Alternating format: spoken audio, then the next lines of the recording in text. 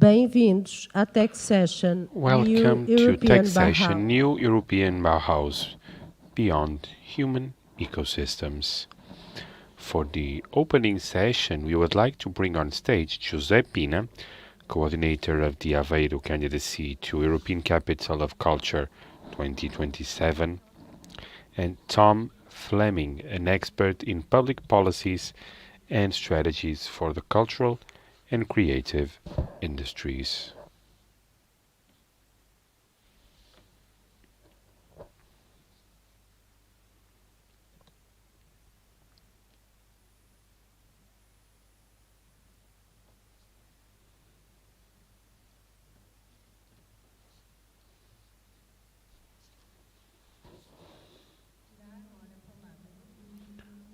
We will now give the floor to José Pina.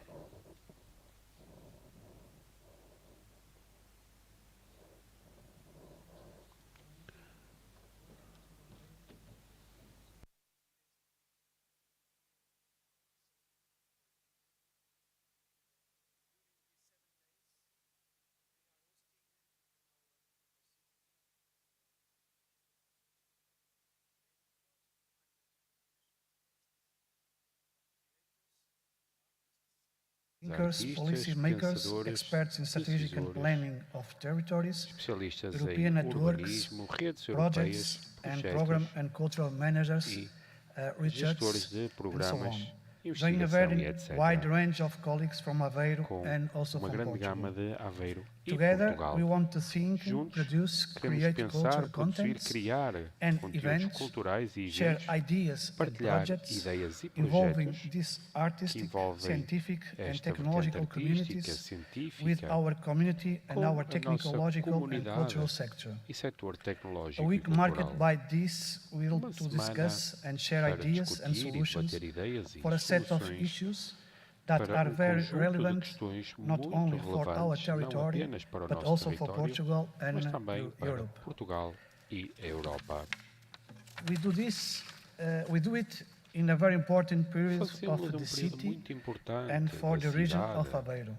We have just this week submitted our final project for the title of European Capital of Culture 2027. This project, the application to Aveiro become the European Capital of Culture in 2027, is more than an application for a cultural program.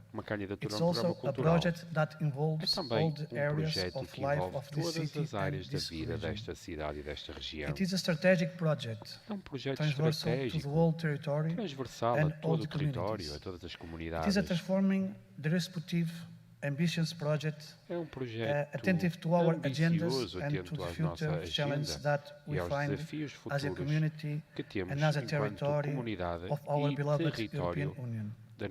This conference that is now starting addresses precisely one of these areas that for us, the project and the city is strategic and which we see ourselves. The principles underlying the new European Bauhaus, such sustainability, inclusion, environmental protection, among others, and the relevant role that creative and culture can have, mark our strategic commitment to the territory.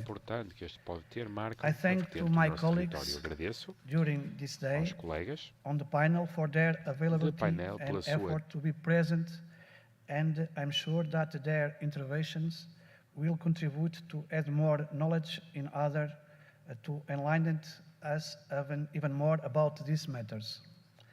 I'm sure that with the contribution of these sessions, but also with contribution of the participation of numerous projects, specialists and cities, which are in Aveiro during this week, we will be able to share a very significant and valuable set of ideas and suggestions for our common future, not only as a communities linked to the arts, culture and technology, but also as a global community, particularly in the European Union.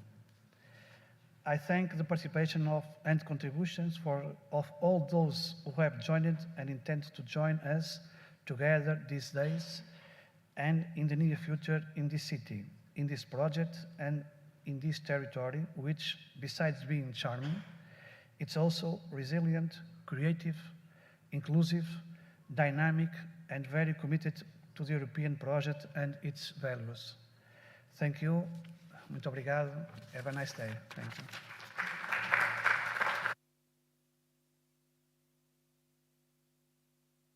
Convido agora ao púlpito I would Tom like Fleming. now to invite on stage Tom Fleming.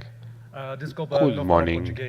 I'm sorry, I don't speak Portuguese. So I'm going to switch now to some bad English. It's a great honor and privilege to be here today to participate in what I think is a really important discussion. This is a city built on creativity, a city that positions culture as foundational to its future. It's a city of culture, of nature, of tech, of soul. It's a city that's on the edge of Europe, but also to the heart of Europe.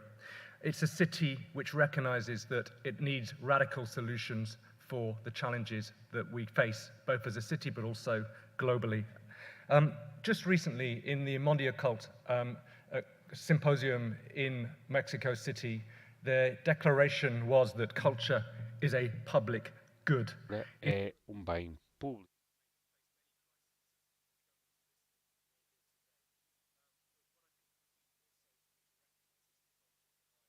Ways for a sustainable future, and it's through creativity and activism that we can actually shape something that is meaningful, that is inclusive, and that ultimately is sustainable.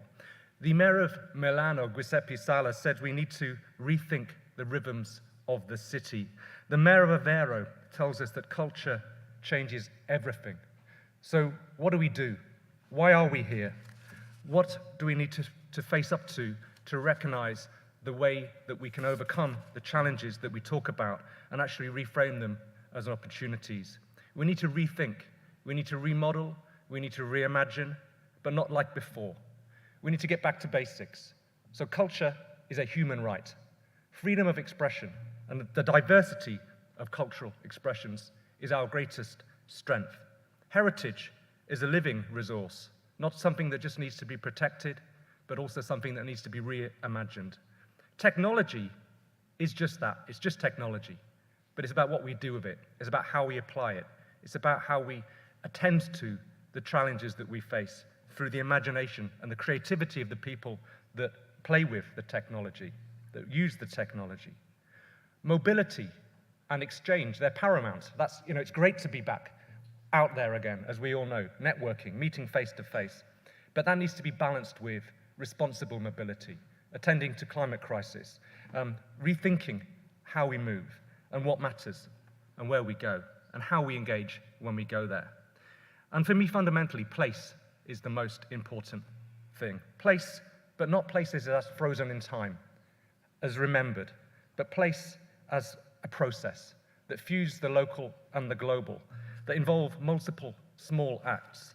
Place as a vector for innovation, a lab for progressive practice, an ecosystem for convergence, collaboration, and co-creation. That is the magic of a city, a magic of somewhere like Aveiro and cities across Europe. So Aveiro is emerging, as I think, as a supermodel for place-based urban solutions. It's an activist city. It doesn't just respond to somebody else's innovation. As you can see, it's trying to drive change. It's trying to innovate itself. And this is a city that needs change, in a country that needs change, in a Europe that needs change, in a world that needs change. The focus on STEAM in Aveiro is amazing. The science, technology, engineering, art, and the artist and mathematics, that transdisciplinary endeavor, bringing together the talent, crossing boundaries to create purposeful collaboration linked to both local and global challenges. The focus both on mobility, on being a place, a hub to come together, but also on slowness, on slow culture, on thoughtful culture, on engaging deeply with communities, whilst also connecting outwardly across the world. The focus on impact in the application of technology, of creativity, of arts, rather than purely the intrinsic value, which in itself obviously is so important, not least to our health and our well-being. And the focus, I think, or the value system in Aveiro of our collective interdependence. The fact that we don't succeed by going it alone, whether that be the different communities in this city, whether it be the role of the university and its links to enterprise, whether it be the cultural sector, how it's working with artists to support their sustainable development, to support pathways and develop careers. So Europe needs more cities like Aveiro. It needs more cities like Oulu in Finland, more cities like Chemnitz. It needs more open cities, cities that embrace their creative talent. That cities that are predicated on exchange, on trust, on relationships, on collaborative practice. So the new European Bauhaus opens the door for cities across Europe to build from their deep memories and embrace a set of shared values which pioneer change through the talent and resourcefulness of people and through a strengthening of the link between our past and our future. The focus on well-being, on health, on cohesion, on environmental responsibility, and on heritage as a living resource are, of course, exemplary. The new culture and creativity, knowledge and innovation community, of which we'll hear lots about over the course of today, is another case of a system-wide model which facilitates, I think it facilitates, place-based solutions.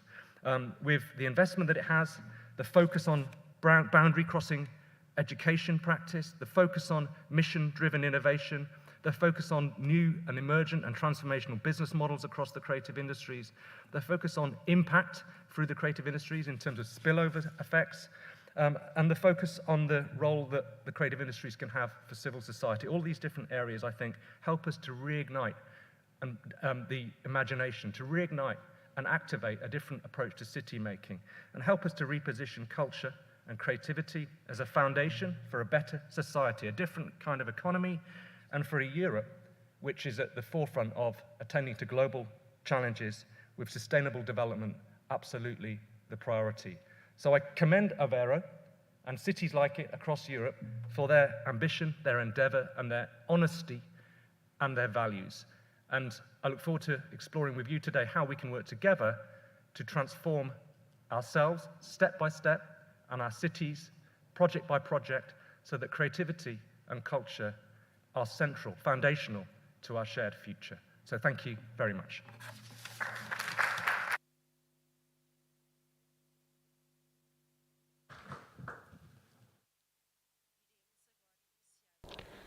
Let's now begin the first panel of this conference called NEB Goes South.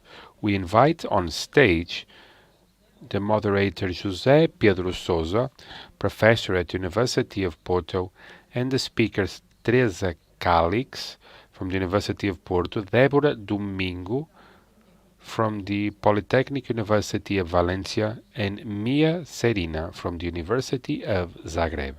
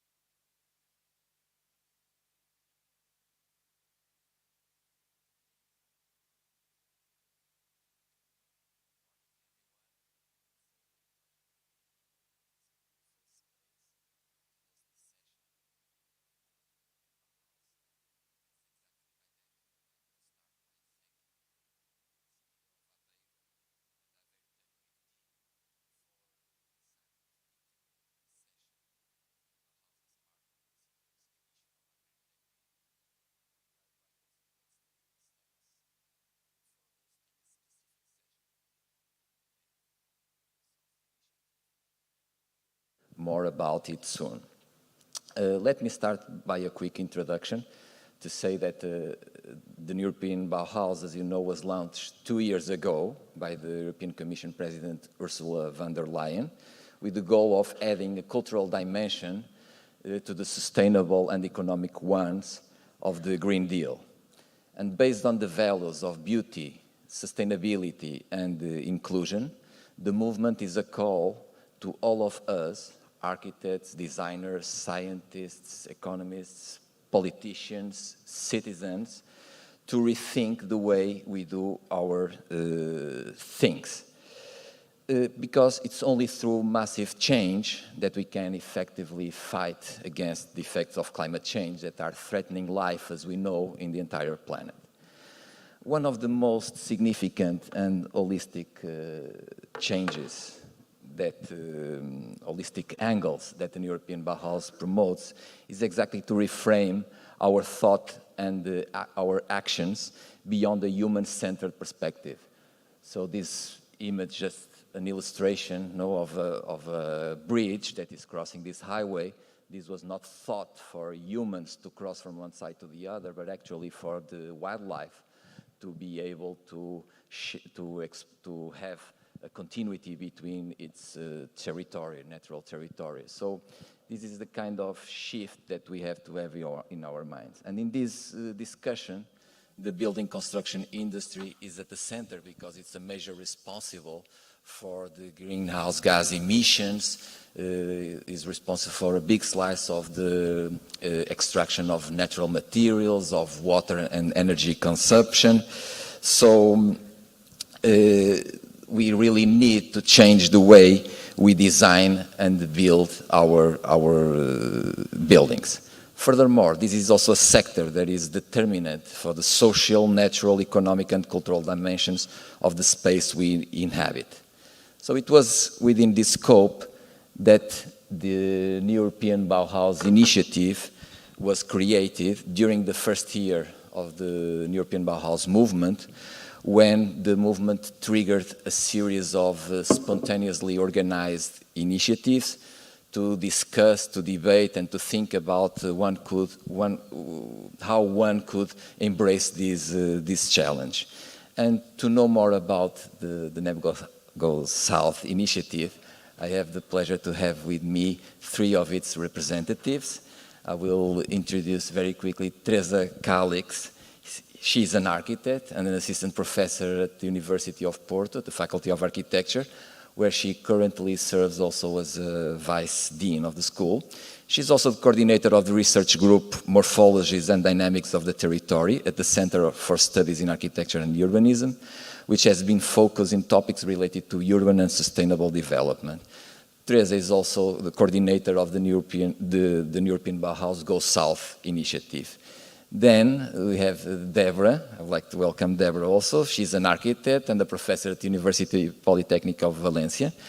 Currently, she holds a position of vice rector for sustainable development of the campus and is responsible for planning and launching the University Ecological Transition Project to achieve carbon neutrality, adapting the actions of the university space to sustainability criteria, and disseminating a culture of environmental awareness. And finally, I would like to welcome Mia Rocherina.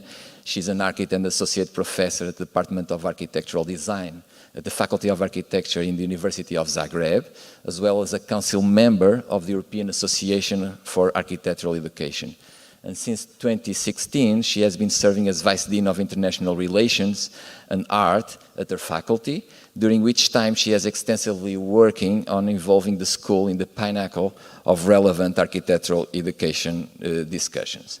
So welcome to all of you. Thanks for being here and to share your thoughts about the European Bauhaus Go South initiative. And it is exactly by that I will start to ask Teresa if you could shortly present and share with the audience a little bit how this movement was initiated, how it was created, and what happened so far till now. Okay, good morning, thank you. I will start quite briefly by explaining that this initiative, NEB Goes South, New European Bauhaus Goes South, was inspired by the Nordic Bauhaus, and it was created with a southern perspective of all the challenge that the European Bauhaus introduced to us, and considering this common geography and the common culture of the southern countries, as you can see in these maps, we have a lot of similar features, and we have a lot of similar indicators. So in a way, it's clear that Europe, although being a small area in the world, it has its own specificities. So it seemed clear that we should broaden the discussion, should be very focused in the way we should deal these challenges in the South. So focusing on education and how the education could change the mindset and transform our Southern culture as well in facing these challenges. We organized a series of debates, each one with its particular topic, that were also a way of sharing our common thoughts and our ideas between these 6 schools of architecture that are part of the NEB Go South initiative. You already know Deborah and Mia that come from the University of Polytechnic of Valencia and the University of Zagreb, but we also have as partners in this network the University of Bologna through the architectural department, the University of Toulouse, and the University of Athens. So in a way, we intend to broaden the debate and try to make a change. In a previous, our previous idea is that change must start with the architecture curricula. So, and we've been working through these new topics and new ideas, joining, as José Pedro was explaining about the new European Bauhaus as a whole, joining all the scientists, all the artists, starting from these 6 countries, but hoping to grab a lot of people from everywhere. Thank you, Teresa. And me and Deborah, you are also architects, you are educators, but you come from different countries. What triggered your interest in joining and also launching this initiative? Can you share with us what were your motivations? Maybe there they... Okay. Yes. Okay. So, well, first of all, hello to everybody, and thank you for the invitation. Well, in the case of Spain, as in many other countries in Europe, I believe that we are seeing from years a change, a shift in architectural practice. Things are changing and it can be followed, this change, in the way we recognize architecture and we award also build projects. For sure, it is not about singularities. It is not about new construction. It has become something about collectivity and also about taking care of our heritage and solving problems of the people. So social awareness is there. And more excitingly, it's also visible in the schools of architecture. So in our school, I believe that students are imagining themselves in a different way as years ago. They don't see themselves, working in an office led by a dressed in black male architect, but instead they are creating associations and collective firms that are responding and that are answering, that are solving, that are helping the municipality in very particular problems. So this way of thinking about the practice should also have an imprint in the way we teach architecture and in the way we address all these topics that are related to the new European Bauhaus precepts. And that's why we felt from the School of Architecture in Valencia that we could not miss the opportunity to come into this network. Thank you. And Mia, Yeah, I mean, the change in practice that Deborah is mentioning is obviously a strong input and has been for a number of years now as an impetus to change policies or positions towards how we teach architecture, but it's a very difficult habit to break. Many schools of architecture still teach for the architect demiurge, the singular artist, the single figure of the creator, unrelated to the environment, to other ecosystems, and so on. So while we declaratively know that this should be different, and practice also shows us or points us in this direction, architectural education seems fairly slow to change. And prompted by this, a number of workshops were organized within the European Association for Architectural Education starting in 2017, which brought together a position paper of most important points of what architectural education should do and whom and for whom, and how we teach agency and how we teach agile thinkers for the future built environment. Coincidentally, this position paper was presented at the EAAE conference in Porto in 2018. And based on the ideas that are prompted here, when João Pedro and Teresa were formulating this network, we really jumped to the opportunity to use a new European platform for one more reason that was very important to us, and that is also just as European policies or any policies or architectural education can be formulated as a one-size-fits-all policy. So we have also been witnessing the consequences of these unified policies on the production of space in the last years, and of silo thinking and so on. So there was all of these issues to address which converge in architectural education, because this is where the change really should be taking place. And the differentiation of the needs of the southern context, the heritage, the different ways of life, and the incompatibility of needs of these specific southern contexts to some of the previously expressed policies or agendas were really a strong motivation to try to participate in the articulation of a future agenda. Thank you. And during the last years, this happened mostly during last year, the schools, each one of the schools organized a series of events, each one dedicated to one topic. I think this was an opportunity exactly to exchange ideas, exchange concerns, also to unveil, because this is not just the profession that has to change, but also the challenges that we face are different, no, from those that we were concerned in the past.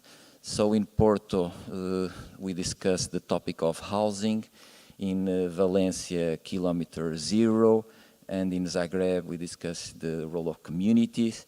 I would like to ask our guests to share a little bit what was discussed in these topics, and eventually a little bit about the challenges and the responses that we can do or we can follow to address those topics. I don't know if Teresa... Well, starting with the question of housing, which we organized, coordinated from Porto, and of course linked people from all these six countries. What we believe is, we focused as 5 debates, different debates during this initiative, is that, of course, housing is a major topic when looking at our ecosystem, but also a major topic if we are intended to look at the other ecosystems, the ecosystem ecosystems beyond the human ecosystem. So we believe there's a major issue regarding with the relation or reconciling housing with the landscape and having this multiple view of the other ecosystems that are also engaged in our cities. Of course, the inclusivity and the right to the right house was another important issue. Also retrofitting, circularity, revisiting the past, revisiting heritage, but thinking how we could improve our ways of building and living in order that we can be more sensible to the challenge that are coming on us. And so these were the major topics, and at the end we understood that design was really important. And almost in every topic that was debated, it was clear that to change the culture, to make people engage with this movement, it's really important, the design and our intervention directly in education. So at the end, these were the main topics that came from the discussion. Very good. And Deborah, Kilometer Zero, how was in Valencia? Well, in the case of Valencia, well, the term was borrowed, of course, from this Kilometer Zero food or Kilometer Zero services that, well, everybody knows, and we thought that we could export the term also to architecture according to what has been produced in the last years in Valencia. The city is surrounding it by cultivation fields, and also we have a strong economy based on ceramics. So in a way, awarded architecture is respecting this nature location, and at the same time is using the local resources to build new architecture that of course looks modern, but using traditional techniques. And we thought that this could be a good example, and also that could be an example to share with other universities, the ones in the network. So we had two keynote speakers. One was told us about this new way of facing architectural practice, and the other was about also Kilometer Zero in terms of urban infrastructure, and particularly in the case of green infrastructures that are in a way being of interest for our Valencia capitality, European capitality that is going to take place this year. So what we discovered during also the activity is that we asked for the other universities to share examples of their own Kilometer Zero architecture. So this is really a topic that is shared, that generates an interest everywhere you go. It is about being aware that this international architecture should perhaps be reconsidered, not without losing, of course, the global problems, but being aware of the local resources, materials, etc. And this is something also that should provoke a kind of shift also in teaching architecture. Very difficult, but we have been told that when we design, we produce shapes and forms, and we produce spaces, and then materiality comes afterwards. But an intelligent way of addressing a project is to know what resources we have very closed, and use them in a way we are addressing the materiality from the very beginning of the pre-design, I would say. And this leads us to community, to the role of community that we heard a lot already in the introductions. Mia, how was in Zagreb? Yes, we chose the topic, or suggested the topic, of framing collectives because this, we thought, was a crucially important issue to open up and discuss for many reasons. One of them is the inherent openness of Southern communities coming together in open spaces, the meaning of public space and all its expressions, the conditions that trigger collective behaviors and coming together that can be found in various vernacular patterns and so on.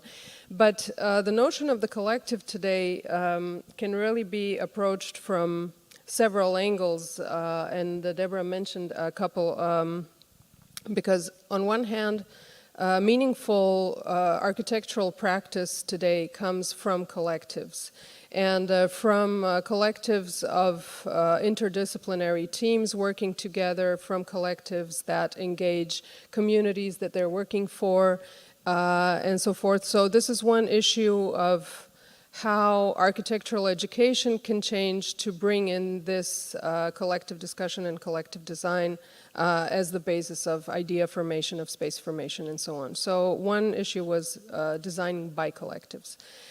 The second issue is the collectives of practice which happen sometimes even out of necessity or out of nature of contemporary practice. There's a parallel research going on called Architecture's Afterlife, which explores the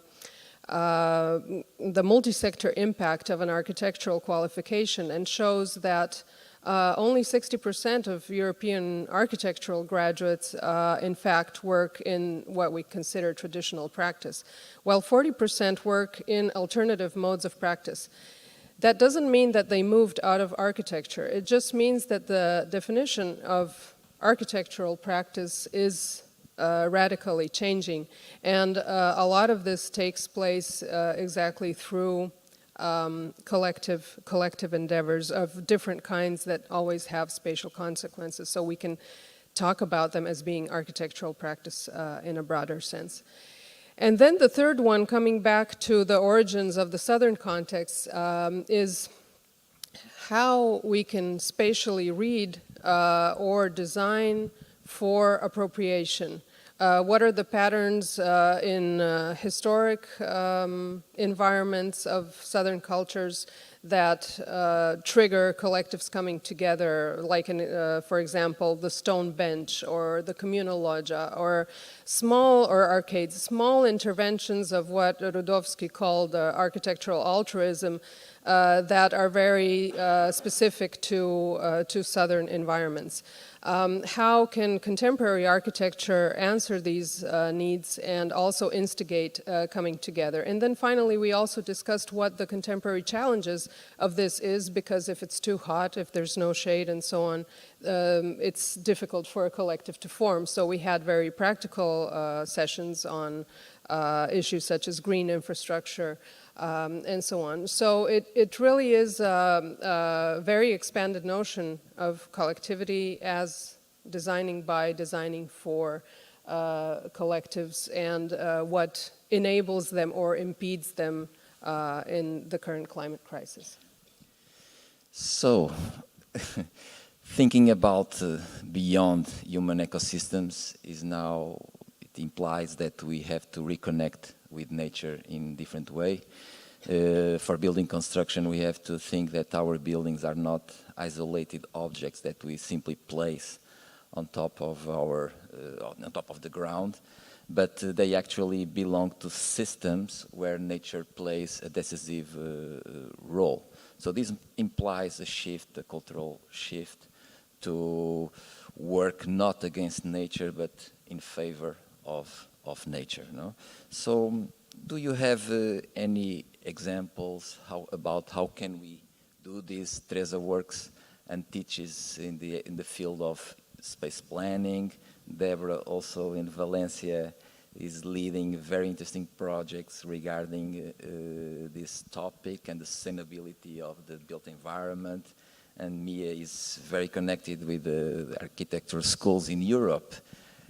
So could you share some thoughts with us regarding how can we reconnect with nature? Considering I would start by saying that students are demanding us to deal with these challenges. So, for instance, in my particular case, these topics arise in the classroom. So they really are very interested in dealing with the water system, the green, all the resources of what we usually call the green and the blue system. So for instance, in my particular case, as I teach urban design, it's quite clear that the buildings are not the major topic for architects or for future architects. So nowadays, it's quite clear. We've in the past we also had this exercise here in Aveiro, and of course the water system became the major issue to deal with, and how it could relate to the existing building stock. And they have this idea that we really don't need to grow much further. We really have to retrofit the stock of buildings that we already have. And it's quite clear that they are really trying to design the green areas, the blue lines, trying to come also with this idea of collectivity. So it's also clear that they find quite interesting that we take some specialists from other areas to the classroom, and they understand how architecture can deal with all those other specialities and try to make a change in our living environment. So I think we are slowly changing. Most of the times we are changing through the exercises or the challenges that our students claim of us. So I'm very optimistic, so I hope we will get there. Yes. So we'll reconnect with the help of future architects, designers, by changing this culture, no? Yes. This way of looking into the built environment. And Deborah. Well, I totally agree with Teresa and the idea of students going a step forward, always in demanding, a less aggressive way of acting in the field of architecture and urbanism. In the case of the Universidad Politécnica de Valencia, I will share one example that is very, very clear, and it's about collectivity, and it's about multidisciplinarity, working all together for a nature-based solution. The story will perhaps sound very similar to others in other universities, but our university was created in the 70s from scratch, at a very, at the side of a city, like bordering the city, with a lot of fields of cultivated fields in the surrounding, but neglecting everything that was, surrounding this location. So a pavement was laid, a concrete slab was built, on it a lot of buildings, very fast, very quick, everything was clear, but of course completely alien to the nature of the location. So we have a campus that is completely against nature, I would say. And when in Valencia we have a strong period of rain, we have a lot of floods, because everything is understood in a different way, and we have the small green areas we have are higher than the pavement, so they just take our water and, the collector reverse, and we have plenty of floods.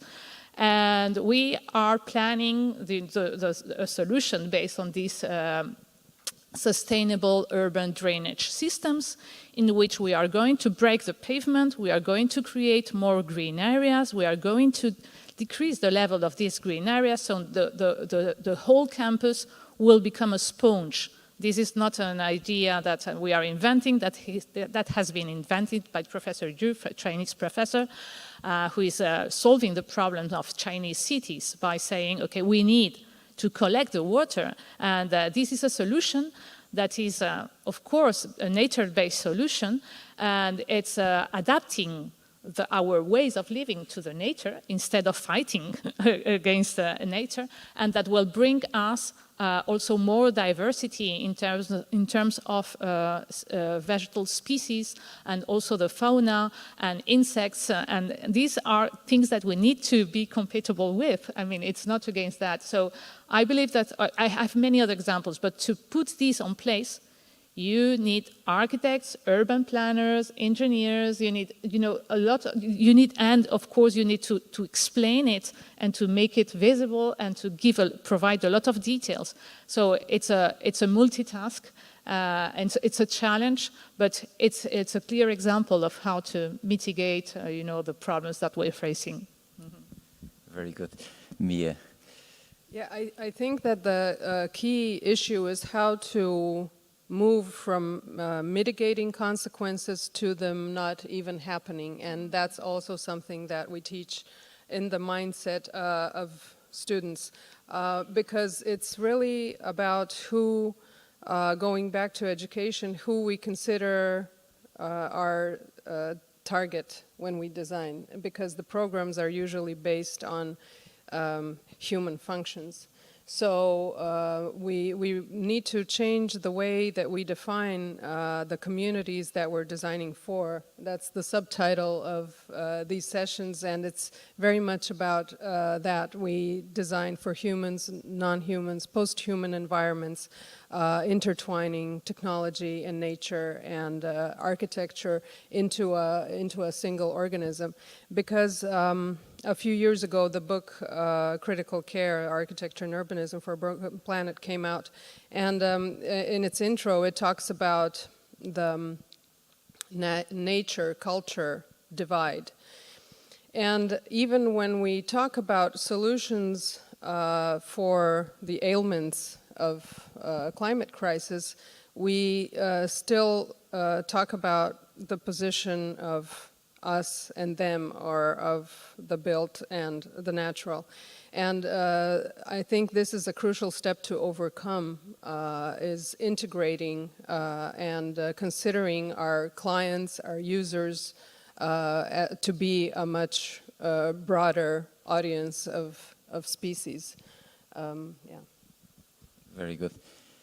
So we are approaching the end of the session. I would have here many more questions to address, but because I would like to leave some space, some time for questions and answers from the audience, I would just like to ask Teresa if she could quickly tell us a little bit about the current stage of the NEB Go South initiative and what are, let's say, the next plans for the movement. So after these co-design events, we expect to bring forward a publication that can, in a way, summarize what's been this richness of topics, this good discussion, and some of the conclusions that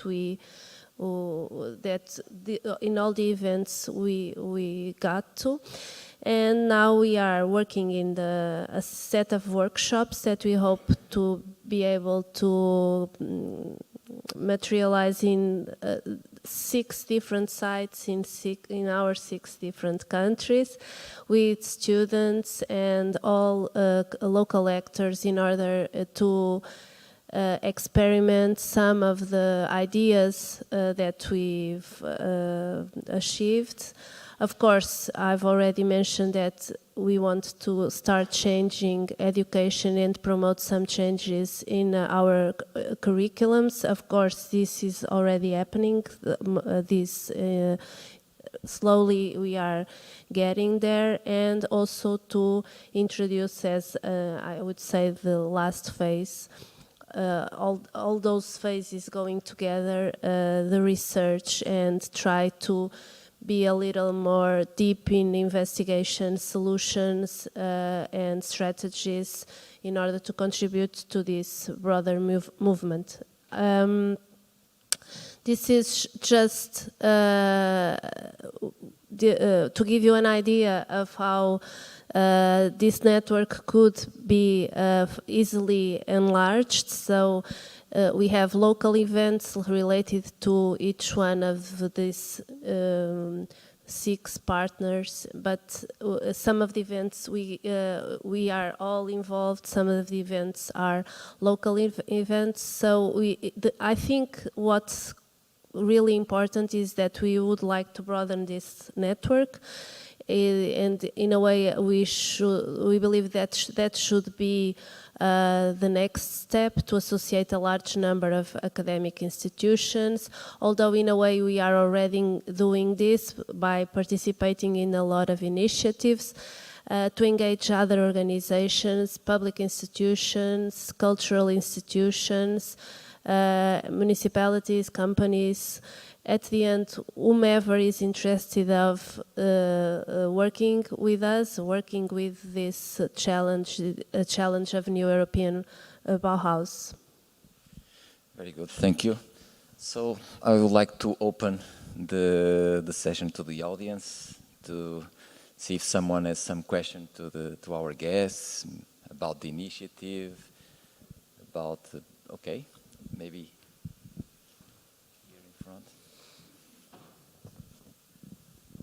Thank you very much. Thank you very much for this.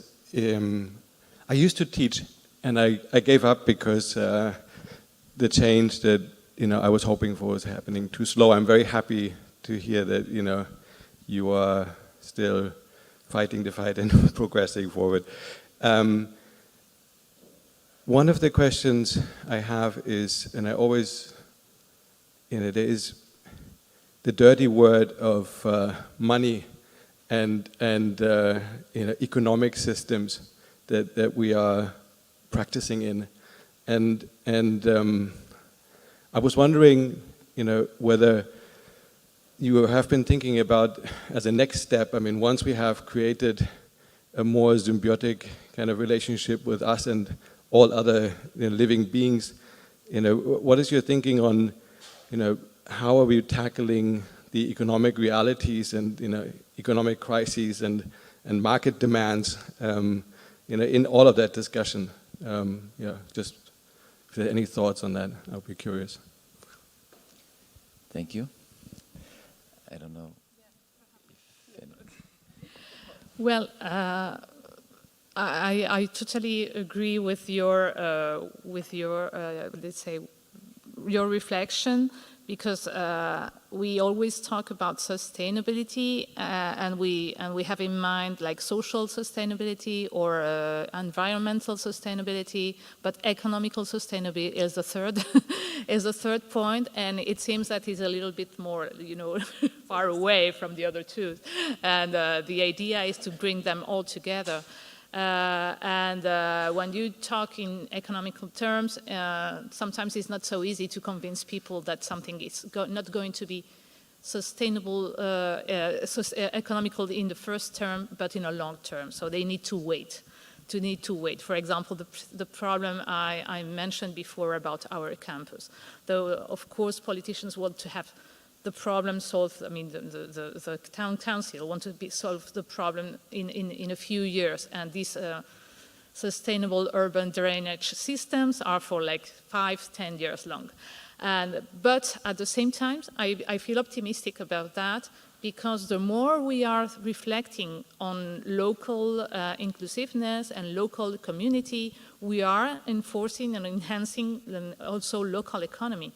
And I believe, for example, that in Valencia, this ceramic industry I mentioned before is going through a lot of problems with the current war and all the problems we have with energy, etc.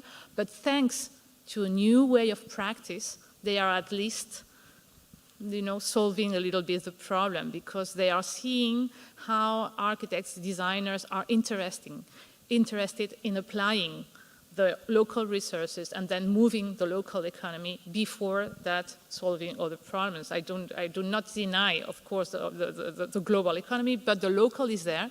And as well as in the same way that in the food, the kilometer zero food, you go to buy some vegetables and you prefer the ones that have been grown in your own town.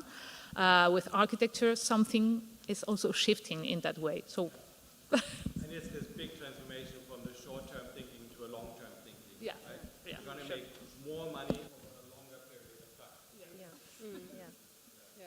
But I think there's also a conceptual shift between being connected and being local that we also need to really redefine, because I mean, self-sufficiency can really be a dangerous term, contested term, because it can be interpreted in a number of ways.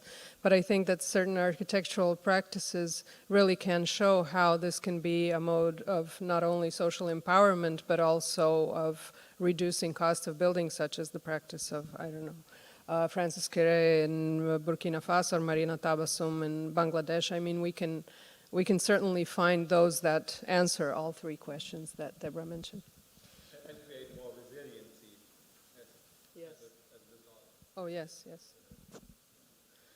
And I think that regarding the cities and municipalities, they are really working on the economic level, because in a way I think even when relating with citizens, municipalities understood that it's even clear to transmit to people that at the end they will win some money, or they can have a better economical solution at the end. So, and that is even, for instance, in the case of Porto, they are even kind of thinking in introduction a regulation where if you are better, for instance, in a new building or in a new construction, if you have a better design, sustainable, inclusive solutions, you will have to pay less taxes. So I think the economic issue is really coming to an important place during this. Yes. Yes. Very good. We are right on the top of our time. Just want to take one more question. Yeah, very Thank quick. you. Yes. Thank you very much. Really interesting panel. And I think what is really interesting in this is also the storytelling dimension in this, and sort of the focus on the next generation, because indeed we are in that transition. You know, the old system hasn't finished yet and the new is not in place yet. And sort of, so this whole exploration, inspiration that you bring is really fantastic. So thanks a lot for that. I'm building maybe on what Yoon was saying on the economic challenge. I'm really interested also in the political challenge and how you see that next step, as NEB is also about movement building and sort of bottom-up grassroots activity, and how do you connect that top-down framework of a NEB project and citizens' engagement? How do you see your role in this, and how hopeful are you in that political activism of the NEB? Thank you.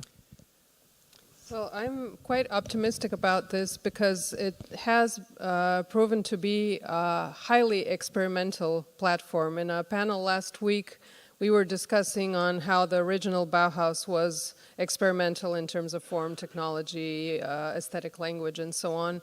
Maybe the new European Bauhaus is not that in that sense, but it is highly innovative exactly in the way that you mentioned.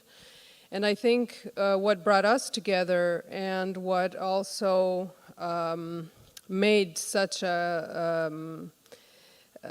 large community in such a short time was that it was described as pillars or notions that first we all take for granted, we all believe are important, but did not come with a policy or an explanation.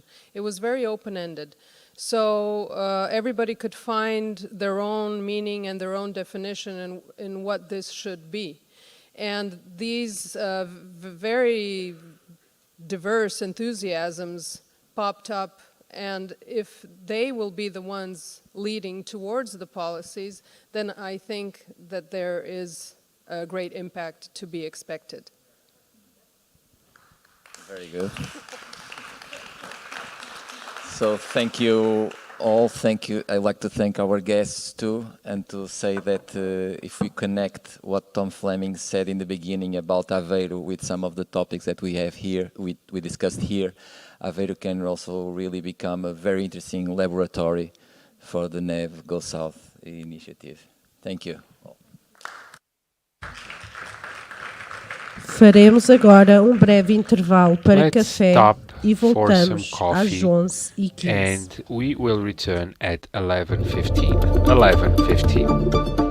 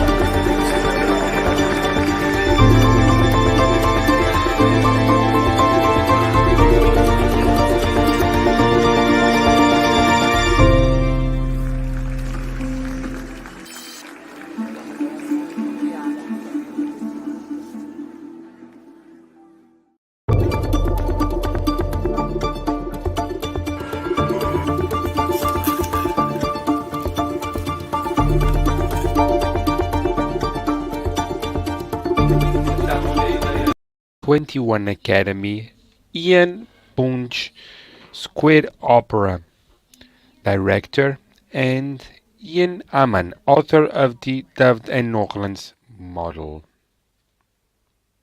And I do apologize if I didn't pronounce it correctly.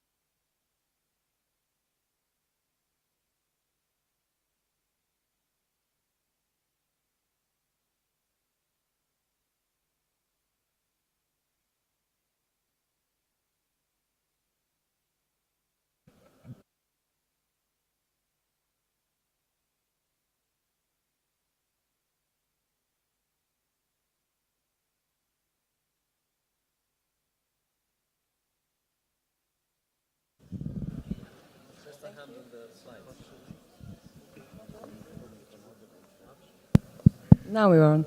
Great. Welcome, everyone, and what a great thing to see such a big audience for this session. I'm absolutely thrilled to have all of you here because our discussion will not be at you, but with you. What we are proposing to do here today is start a dialogue about creating a manifesto for ecosystem living. And why ecosystem living? We have urban planning, for example, that's familiar to most of you. And urban planning, of course, it's very much focused on cities and how do we manage this complexity in urban environments. But the discussion just before us was really focusing on beyond human ecosystems. And if we want to include beyond human ecosystems in our dialogue, it's really difficult to shift from this focus on urban systems to beyond human ecosystems. So we need another type of approach.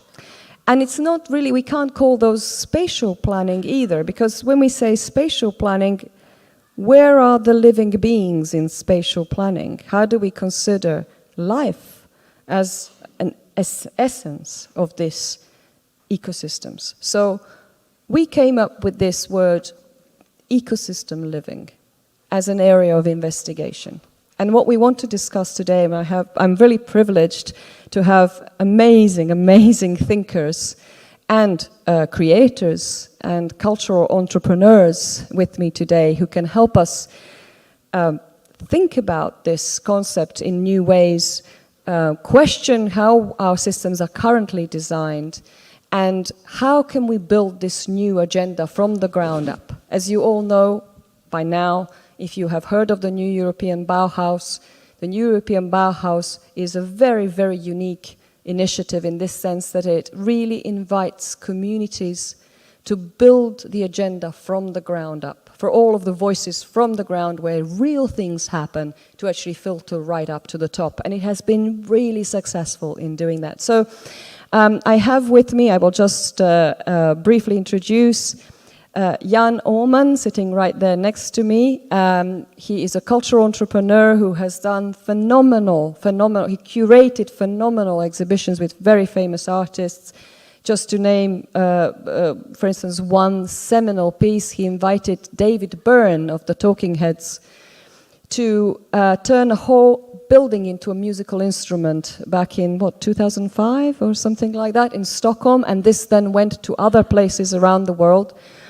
This will be very interesting to all of the people here who are from MTF Labs, and it's very related to this experimentation we are currently working on upstairs and in the wetlands with our MTF Labs community. We have Jan Bunge next.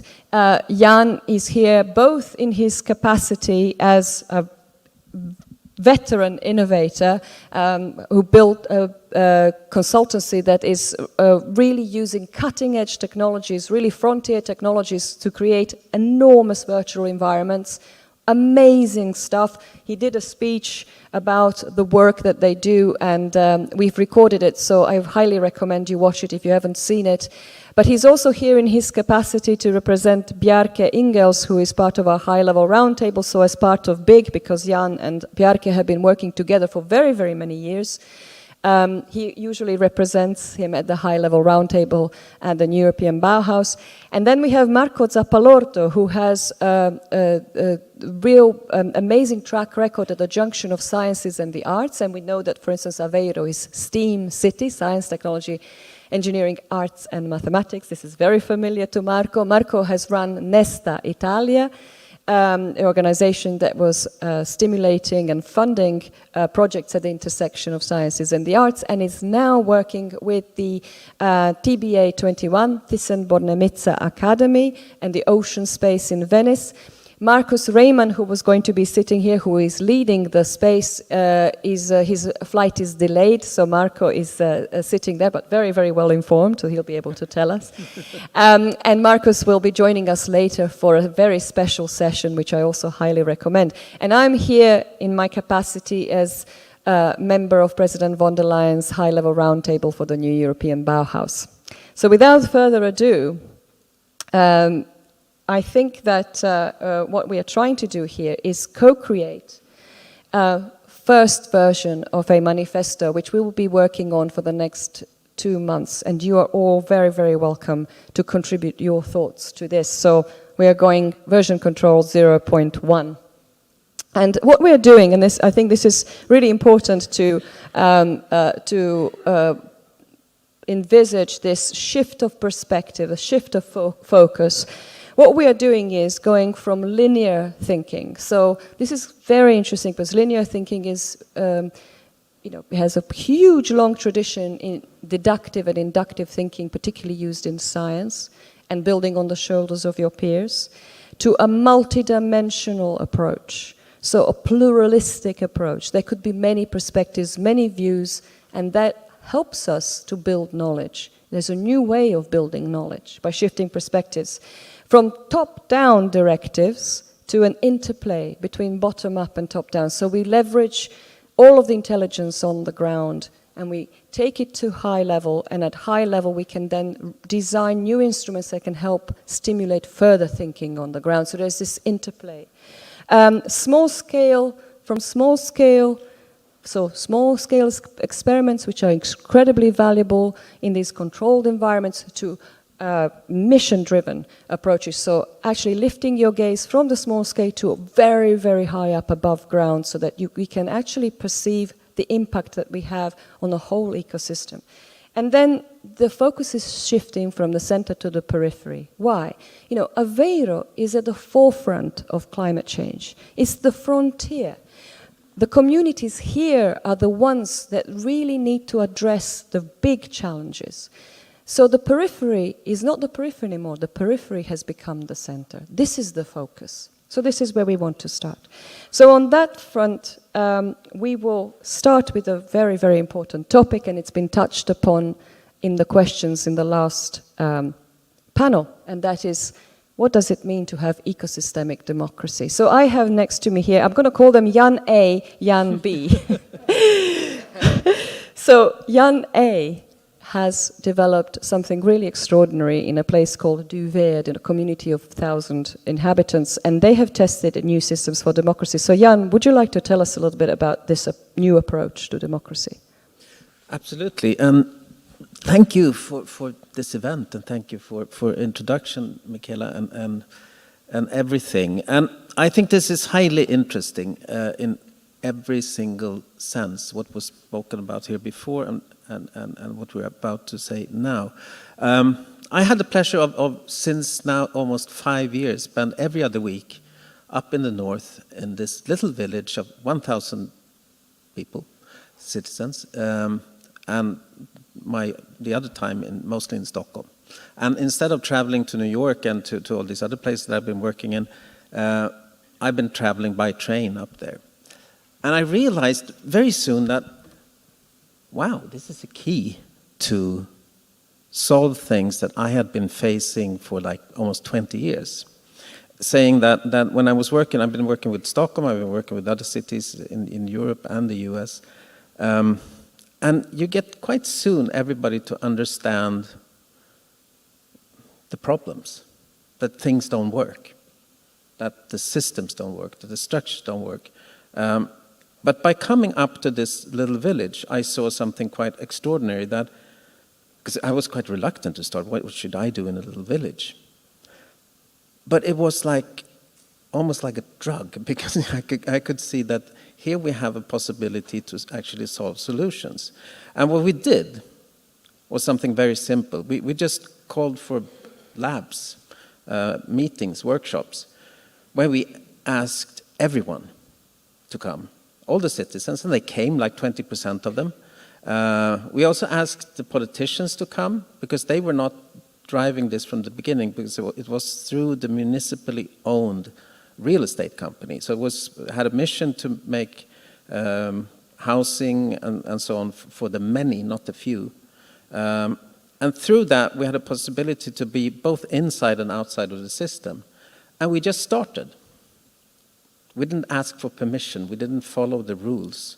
And that made the inhabitants, the citizens, the villagers, they had a pretty unusual situation, because they were not invited to have opinions of what somebody had already discussed or decided, but rather we asked them, what would you like?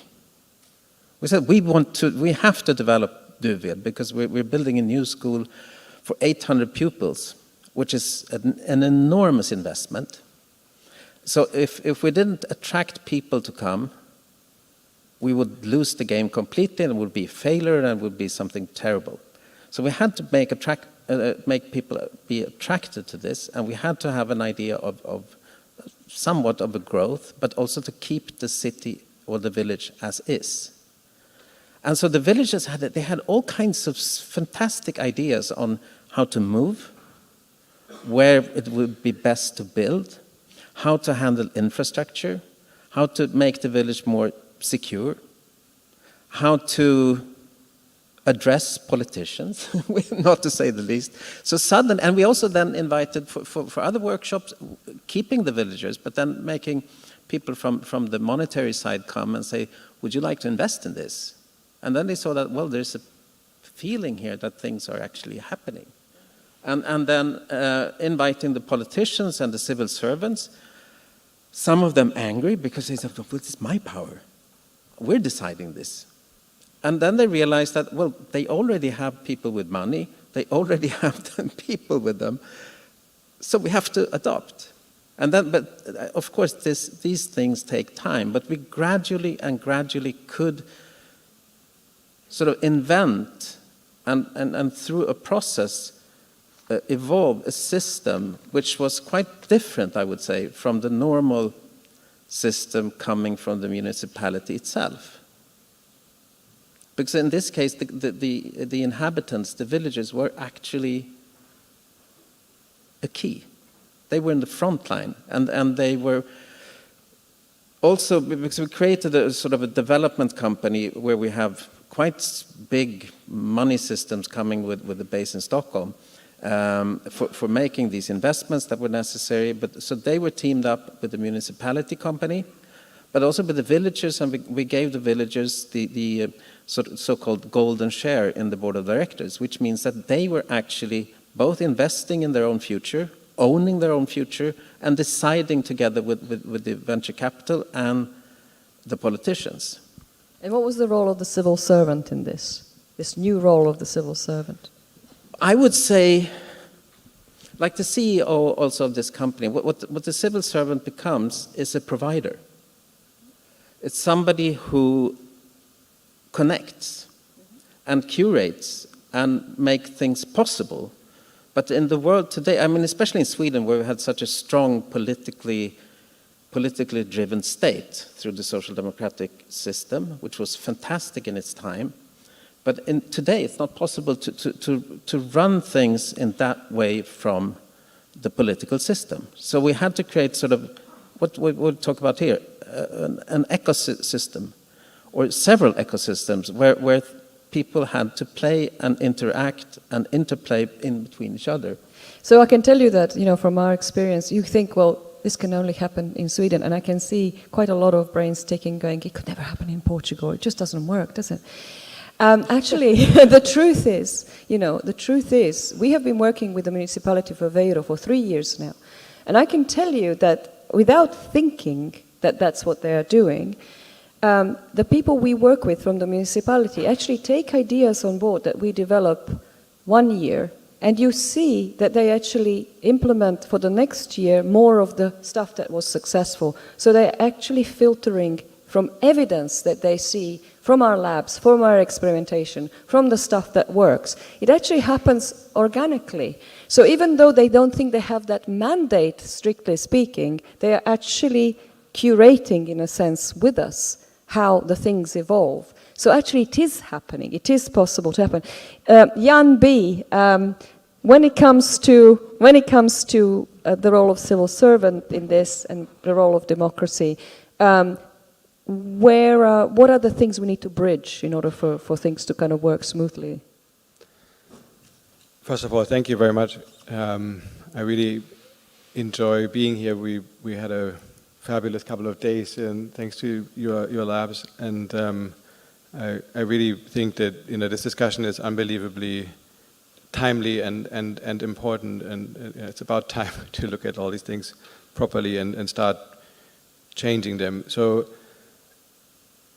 in my professional life, we deal with very similar problems at a different scale. We work a lot with very large cities and very large conglomerates, but systemically the problems are the same in every scale. And what we are struggling with the most is the fact that to start with, a city is a very complex organism, and there's many moving parts. And like with every other thing in our lives, when we are faced with a high level of complexity, we tend to put everything into boxes and we group it by topics, and then we kind of optimize within those silos. And I completely understand and believe that we need this kind of expert knowledge and research, and but at some point we realized that for us to be able to really build a sustainable presence on this planet, we need to start connecting all these different things. And I think it's fair to say that the way we educate today and the way we operate those places is just not designed in a way that we foster communication between the different departments of a university or of a city. And so we spend a lot of time trying to bridge this gap, and I think what's most needed is what you described, is this new role of a true facilitator that is actually able to bridge those gaps and to translate and to mediate between all the different parties involved, because these wicked problems, they need for all of us to come together and to co-create those solutions. And there has been attempts, like the resilience offices that were put in place by the Rockefeller Foundation, or there's a bunch of attempts that have been made on a city level in the past, but where they fail is that those new roles never got the agency, they never got the budgets to actually act, they were never given the authority and so we still have a way to go, I think, but it's this, you have to do both, right? You have to find people who are able to curate and facilitate and mediate all these discussions and create structures which allow to a high degree of freedom for people to explore those solutions, because I think we have all the pieces of the puzzle, but we haven't put it together yet. Yeah, I mean, curating, coordinating. I mean, if you compare to the old idea of a civil servant who is given a directive to execute. So they are actually quite a passive recipient in that sense of a directive. And then what you describe is a really fantastic soft power of being able to curate, to create, to coordinate, to organize. I mean, these are very powerful positions then, aren't they? I mean, Jan, you were going to say something. Yeah, I mean, we're about to, we have to write a book here from A to B and back again, like Andy Warhol. But anyway, no, I just wanted to emphasize that to me, what Jan said here is that this is all about this huge transformation from industrial and linear to this tech-driven connectivity, let's say, which makes everything needs to be connected instead of saying to somebody what to do.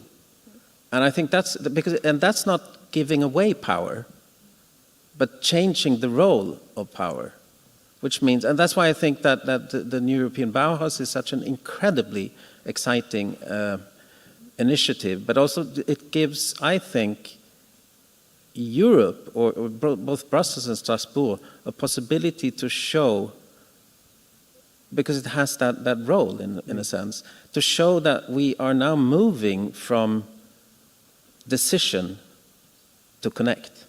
Yeah. One last thought on that. We talk for hours when we are in a cafe. You should join us. But there's one last thing that I forgot to mention, which is, maybe one of the most important ones, that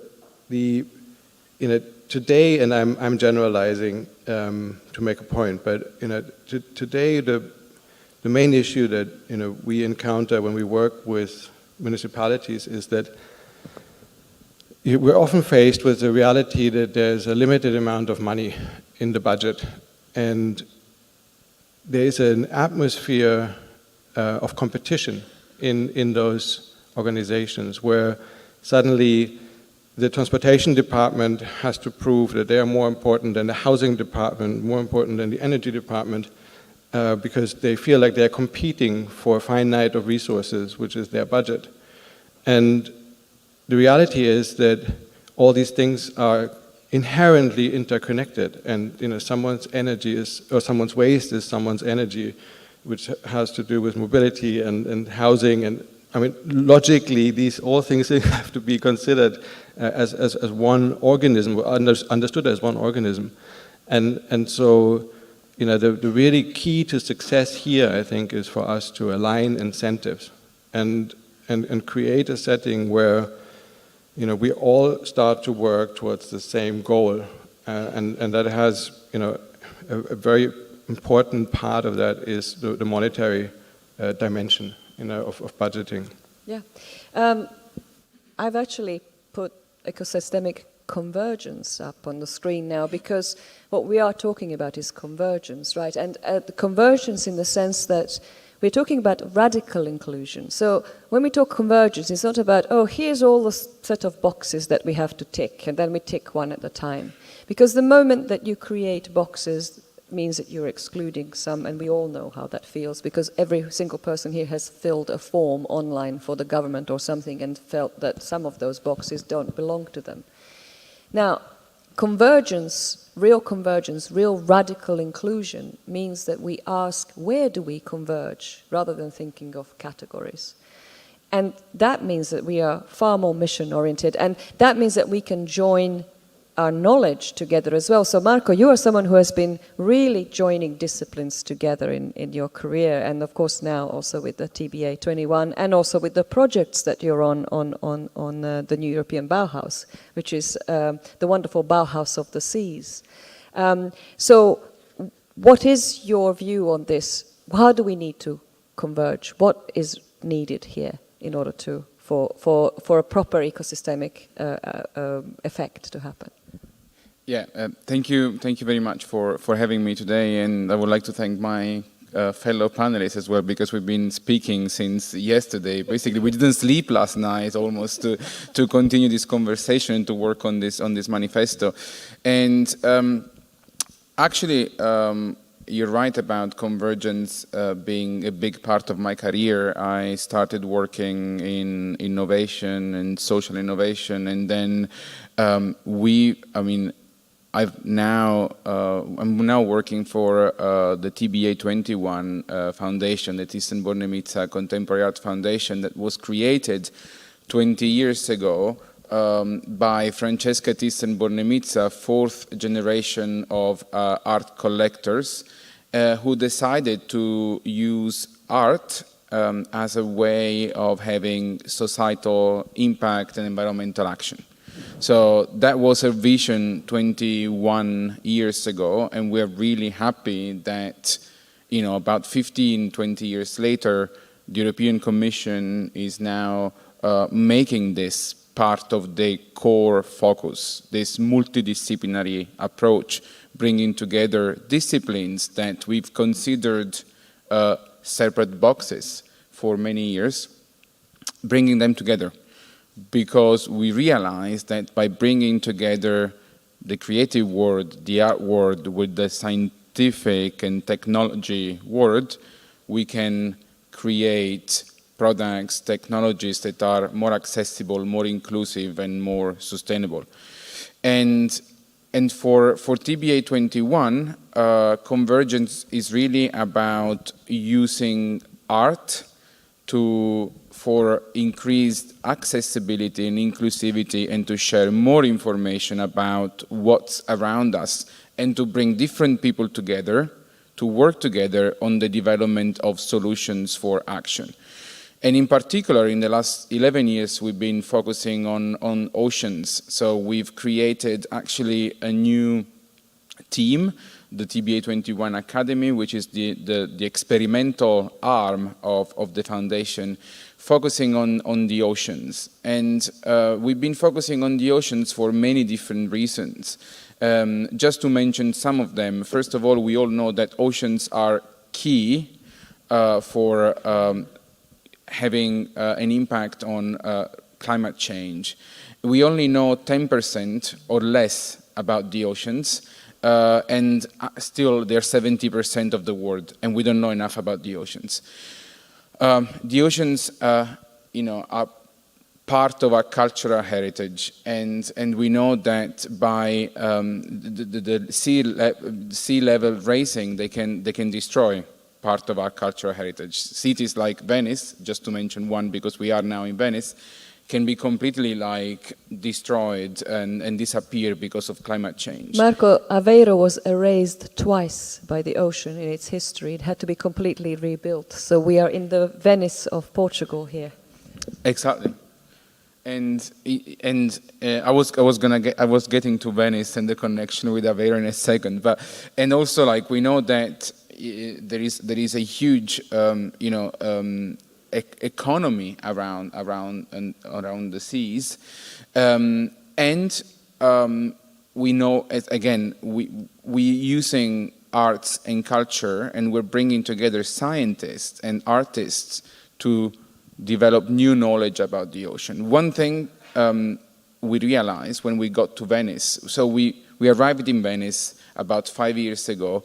We made an agreement with the city of Venice, so going back to policymakers. The city, we identified an empty space, an old church, the San Lorenzo Church, that is it's 1,000 years old. And it's where Marco Polo and his family are buried.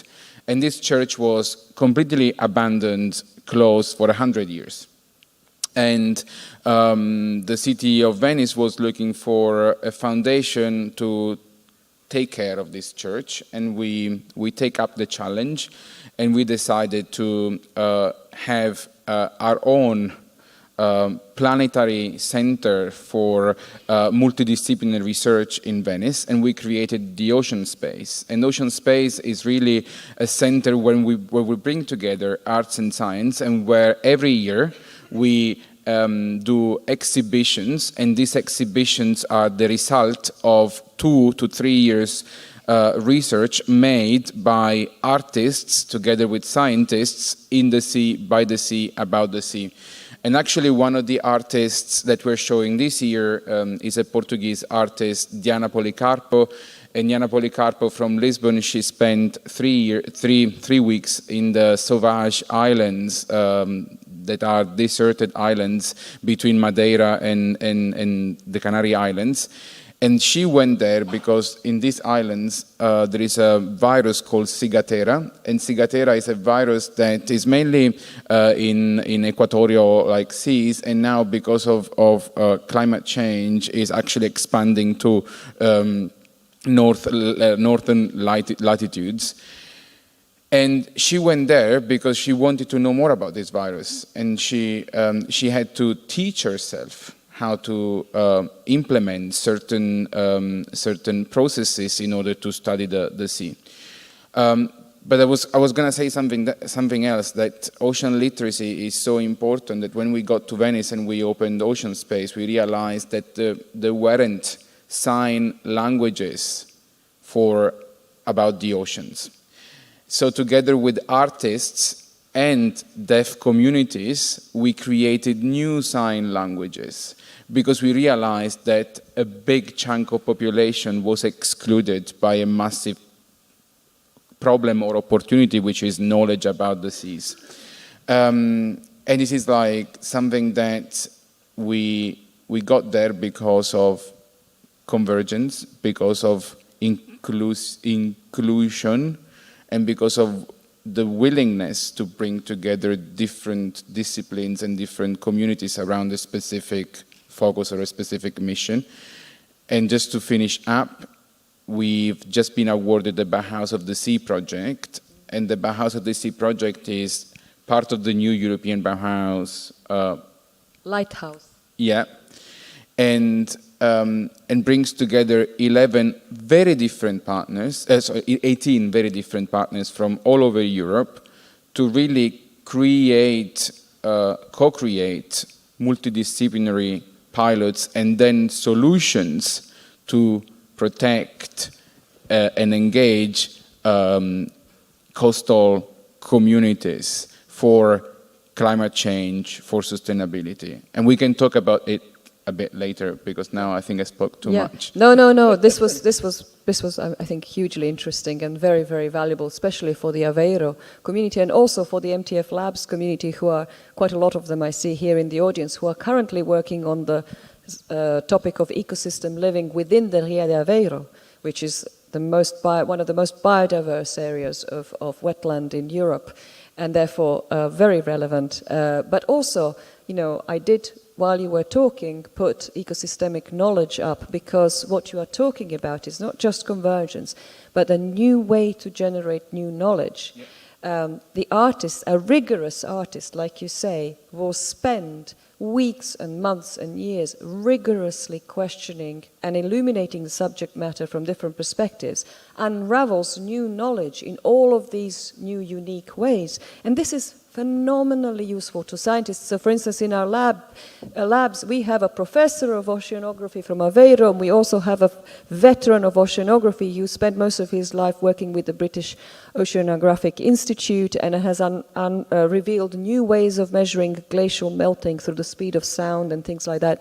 Peter Keeney might even be here. Anyway, we have amazing, amazing experts in the room who are working together with artists on these topics. So what happens with the knowledge that we create? Jan, do you want to go in on the subject of knowledge? Jan B, sorry. But I keep it short.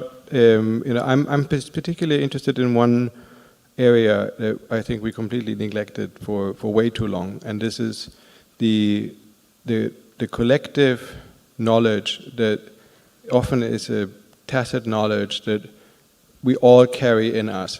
And what I mean by this is that, I'm a trained landscape architect. I work a lot with designers and architects, and everybody would say that, in the end, we're designing for people. And then I think,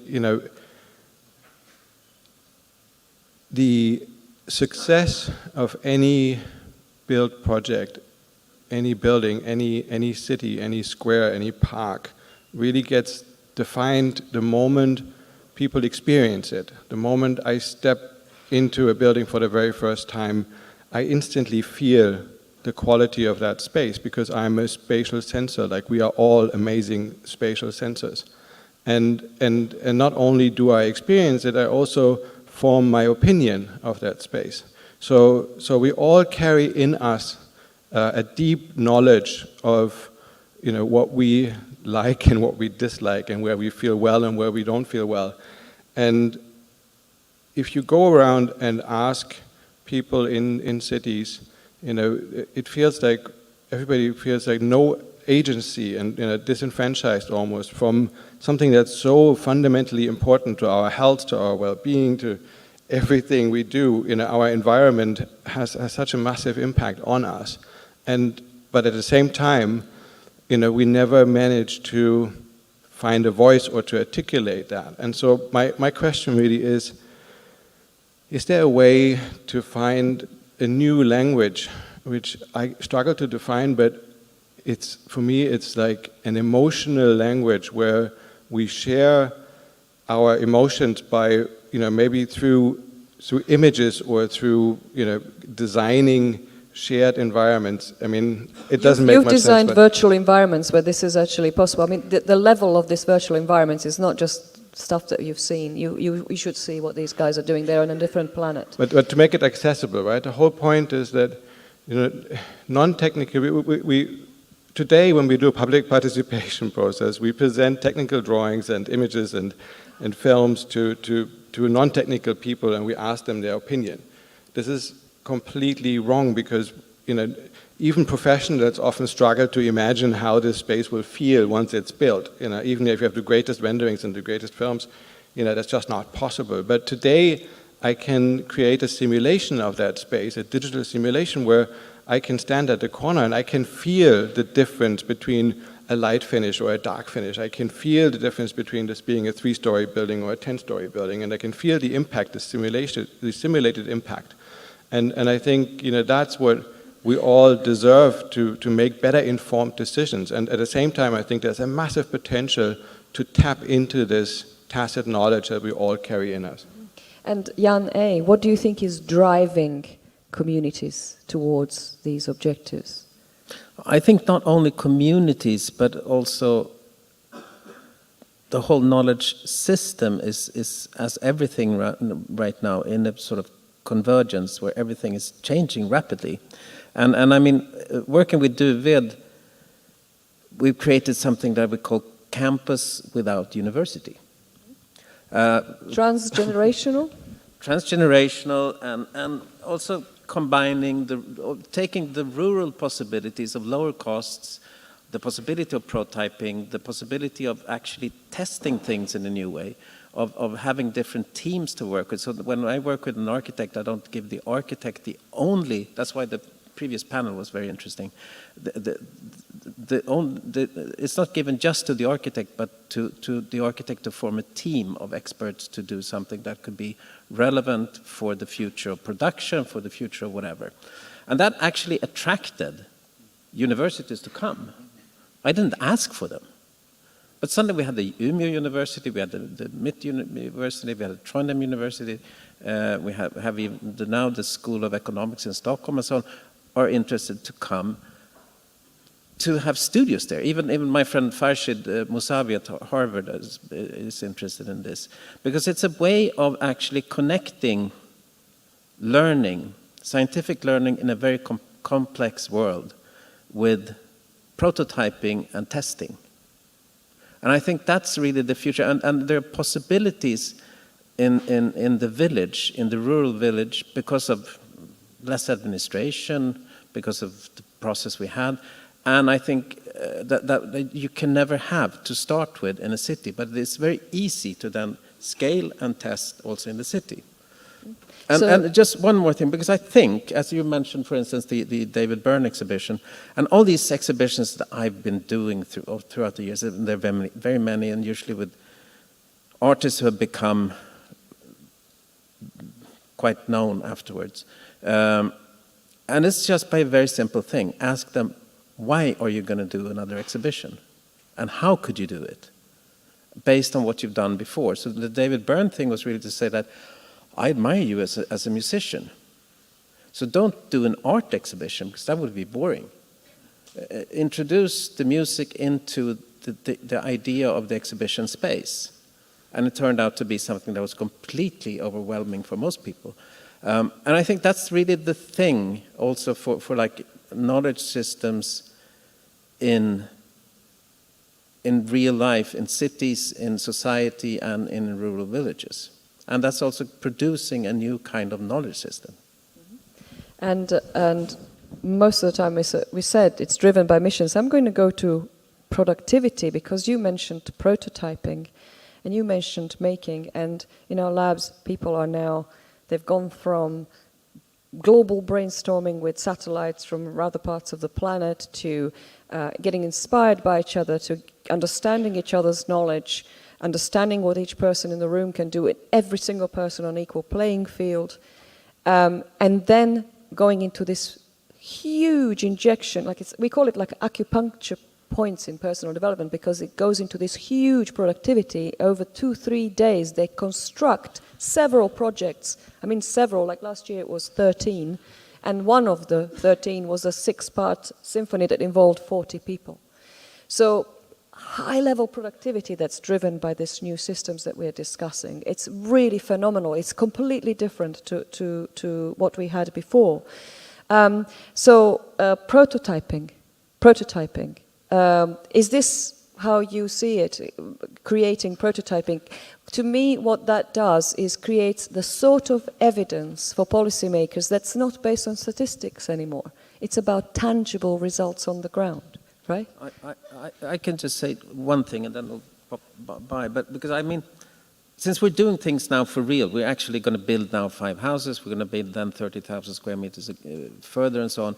And my role in this is to say, can we do it in a new way, in a way that's smarter, that's going to last, and that will develop into something that's better.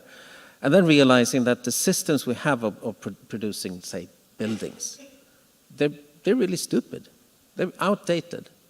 And we asked one guy who's very conscious to sustainability, but was former CEO of one of these big, I won't say which one, production companies, and well-known and internationally known. And the costs were very high. And then I asked a local guy who's not even professional in that, he's a professor at the university, but working with innovation and sustainability. And we lowered the cost by more than half, just by working with locals, with smaller entities, and smaller players. And that's, I mean, saving like 500,000, 600,000 euros per house, and they're only 200 square meters. But then the other problem is that, and which is much bigger, that's to find the way how to, because we cannot have a world only built on small scale.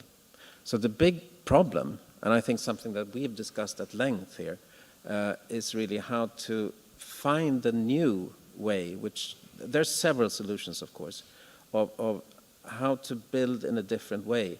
And I mean, I'm working with Shigeru Ban, who's also one of the European Bauhaus architects, and I mean, the way he managed to produce a system of production that the citizens themselves can raise, but you can also make a system where we could actually make his greenhouse all over Europe, and I think we should. And I think this was shown extremely well in the early days of the Ukrainian war, when 2 million Ukrainians were crossing the border into Poland. Exactly. And Shigeru Ban, architect Shigeru Ban, got together, so he's on a high-level roundtable, got together with Hubert Tramer, whom you haven't heard about, but he's a phenomenal a Polish representative, architect and representative of a high-level roundtable, who they got together with hundreds of architecture volunteers to build privacy shelters for all of the refugees who were being housed in large gyms and open plan spaces, so that families would have privacy. This happened within 2 weeks. People were mobilized, people built, people were on the ground doing this in very, very sustainable ways. So, sorry, Jan B., you were gonna jump in on this. Yeah, so just to zoom out one second and to put it into perspective, if you, there's a funny graph. If you look at any industry on our planet, anything we build, and you look at how we have managed to optimize the industrial production over time.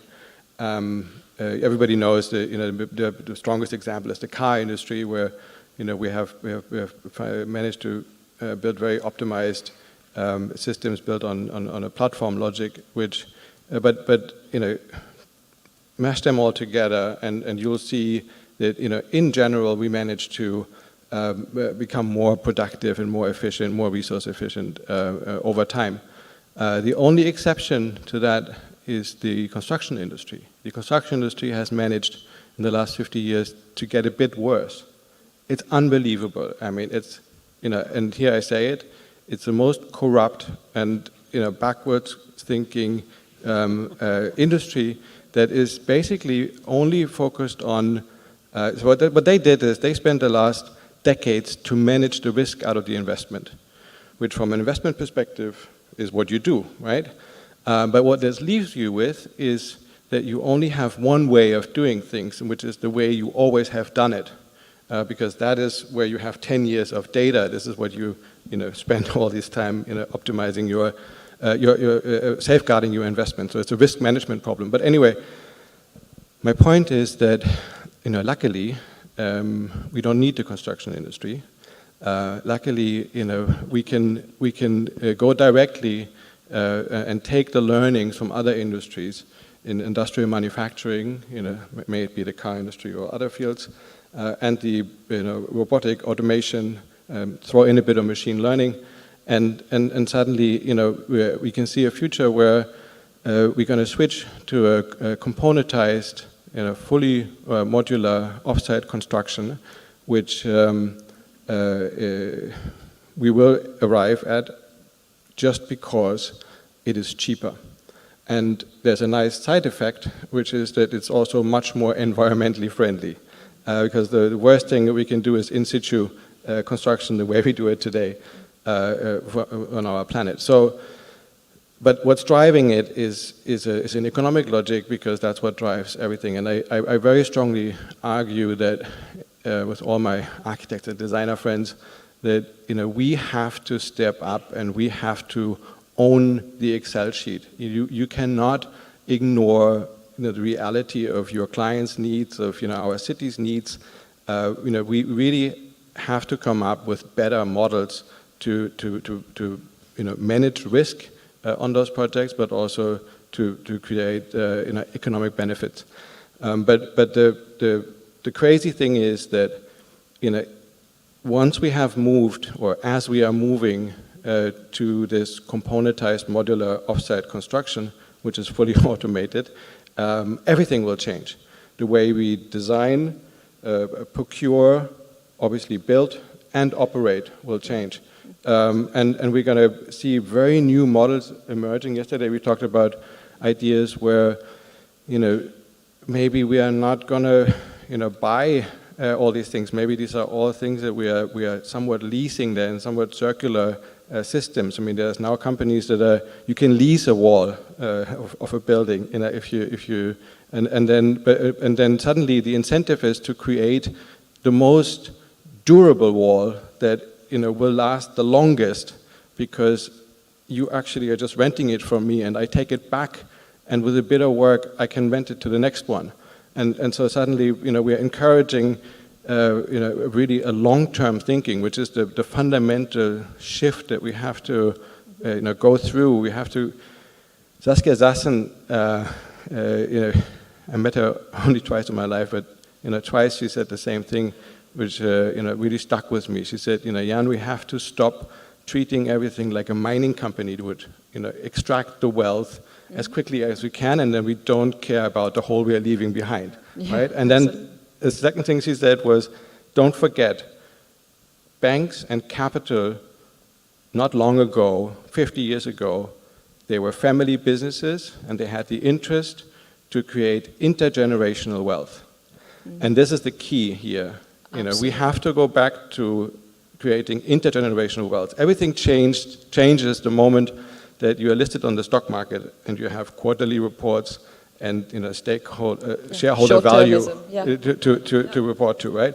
And so all we have to do is remember how it was 50 years ago when we invested, or 100 years ago when we invested in the railway, you know, because we knew we're going to make money in the long term, a lot of money, but not in the short term, not for the quarterly results. So I just want to do one more, because I know that we're running out of time. We started a bit late, so I'm allowing a little bit more. But I also want to ask one question to Marco, and then if we do have time, maybe we can take a question from the audience. The economic incentives, for example, for the construction industry, who currently 98% of packaging of construction materials, which is plastic, mostly, is not being recycled. Do you know how many tons of plastic that is? Most contain polychlorinated biphenyls, which end up in the oceans and they kill marine life. That's a fact. Marco, the sort of work you do at TBA 21, but also Bauhaus of the Seas, these are the sort of really serious issues that you have to address from the point of view of the seas and the oceans.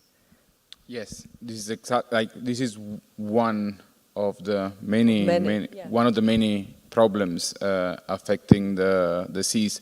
I mean, this is huge, and definitely the Bauhaus of the Sea will tackle this problem. But this is one of the problems that is probably the most visible one. We know that there are, you know, plastic islands in the oceans. We all been in beautiful beaches full of like plastic, and this is like visible, and this is really like changing ecosystems and killing fish. But also the temperature of the sea is like massively increasing, and that's something that has a massive impact on ecosystems, on corals, on fish, and on food. And this is also like another massive issue that needs to be tackled. So are you looking at that in Bauhaus of the Seas now? You're starting this huge lighthouse, many partners, lots of people on board. This is one thing I want to mention is that we're looking at these problems. We're looking at taking a collaborative approach in solving these problems. One of the aims of the Bauhaus of the Sea, which was jointly agreed by all the consortium members, was that we're not going to take top-down decisions. We're not going to start processes of developing top-down experiments, but the city, the citizens must be involved in this process because they have the knowledge. And this is one thing we realized when we arrived in Venice, is that that knowledge of the lagoon was slowly going to be wasted, because people in Venice, they're not passing this knowledge through intergenerational exchanges, and this is why we started a massive educational program with kids, and the food program, rediscovering the food, the indigenous and species from the lagoon, and working with chefs to cook this food, and working with kids to study the lagoon. And we're also doing a program of walks in the lagoon with Venetians, because to tackle these problems that we've been mentioning, you need to have that knowledge. Absolutely, this is fantastic, and also I think very inspiring, both for the labs, people from the labs here, but also for the people of Aveiro, in the sense that what could we do here in Aveiro? It's so similar to Venice, and also what's been done in Duvet was also food systems, it was also education, it was all of these very, very essential things for a habitat. Is there a question we can take from the audience? I just want to add one little thing, and it's like, because we'll be here until tomorrow. No, because we were invited actually, and you, Michaela, was advising that project to test the ideas of Duved on the city of Umeå up north. And what I discovered there was similar size to Aveiro. Yeah, but because what we discovered was that we could, through rethinking how are decisions made, how are we addressing the citizens of Umeå, and we could form like neighborhoods with a stronger incentive to actually come up with ideas for how the city would be driven forward. We found that the two main roads of the city we were able to transform them because they built like a circular street road around periphery. the city. So those two main roads were now part of the city center. Yeah, and suddenly we had land, property, possibilities to try like a different kind of a city for today, where we could rethink mobility, we could rethink producing food, we could rethink housing, and we could sort of integrate all those things. And I think that's really what we're talking about, because then you can try a new kind of production system, what my Miss Jan B here is talking about so incredibly wisely, and what the learnings from Venice and so on. And I think we need to try, because most cities are built on a very industrial era. And we're in a new time. We can do whatever, and it's fun. Yeah. On that note, does anybody have a quick question? Because I don't want to take away from the panel, a really great panel that's coming up, which is also incredibly important. So, yes. Hello. Thank you very much. Please introduce yourself and then. Sure. My name is JP, UX researcher at Microsoft. So yesterday, as part of the NTF labs, we had this incredible presentation by Professor Jammer Hunt. From Parsons. And one of the topics that he brought up was how, when you look at the problem at a different scale, it just becomes essentially a different problem. And I would like to know the thoughts of some of you about what can we do to deal with growth. We are constantly growing as a species, and I suspect that one of the reasons why we are now questioning so many things is because we are growing as a species, and we are kind of having an increasingly strong impact, and it's very difficult to deal with this if this growth is not, I don't know, controlled or dealt with. So I would love to hear your thoughts. Thank you.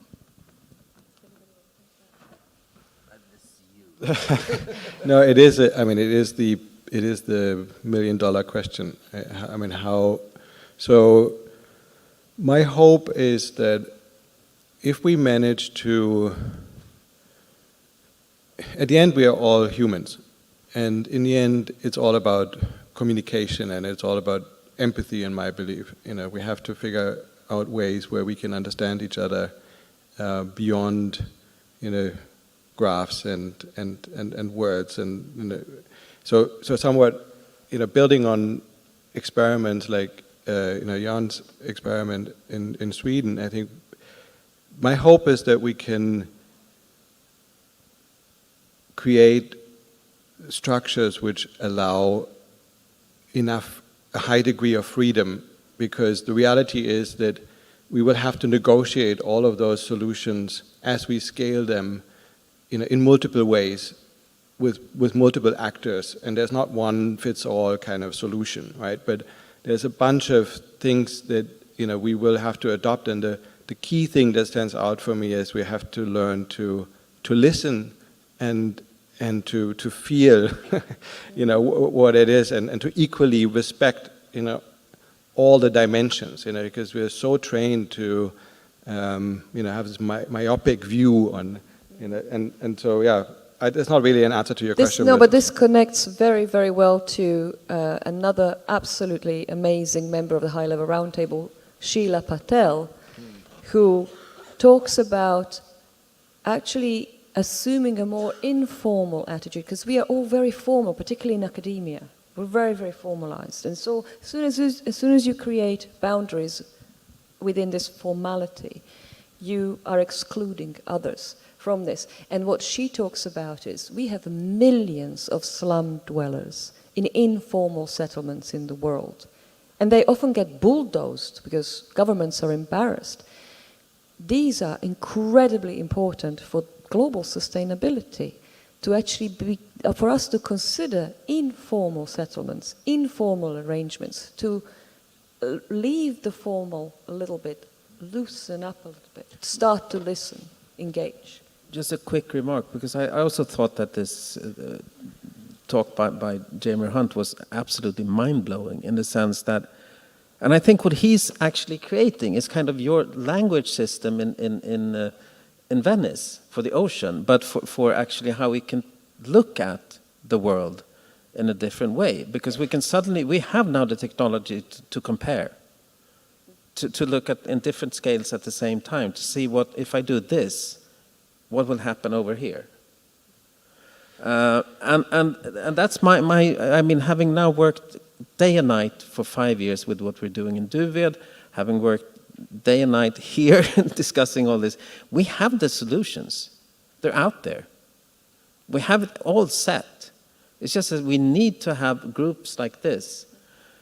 And of course, like Duved is a tiny little village, but come up, come and help us. So it's a very good note to wrap up this session, and I really genuinely invite you all to actually contribute to this, to building of this manifesto. We will absolutely post some links, and we will ask people to contribute and say, okay, what do you think should be the manifesto for ecosystem living? And then hopefully in about a couple of months' time, we can discuss it again and actually see where we got to. But certainly solutions are there. We know we can look at ourselves in different ways, and we can actually start to map out new systems according to the real values that we want to project, and not just those that we have inherited. So on that note, a round of applause for our speakers.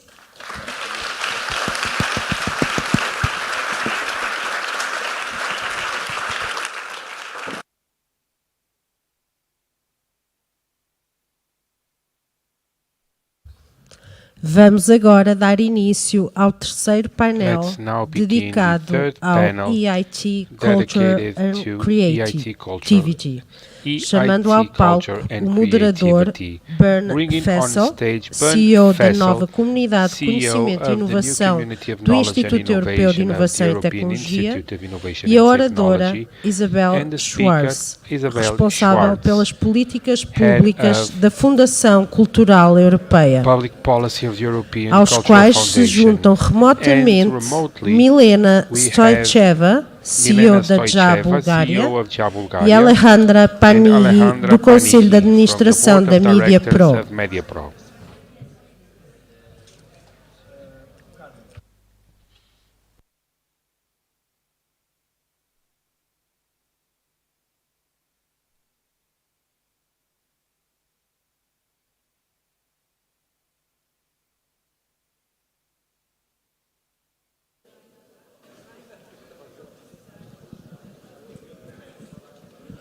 Already?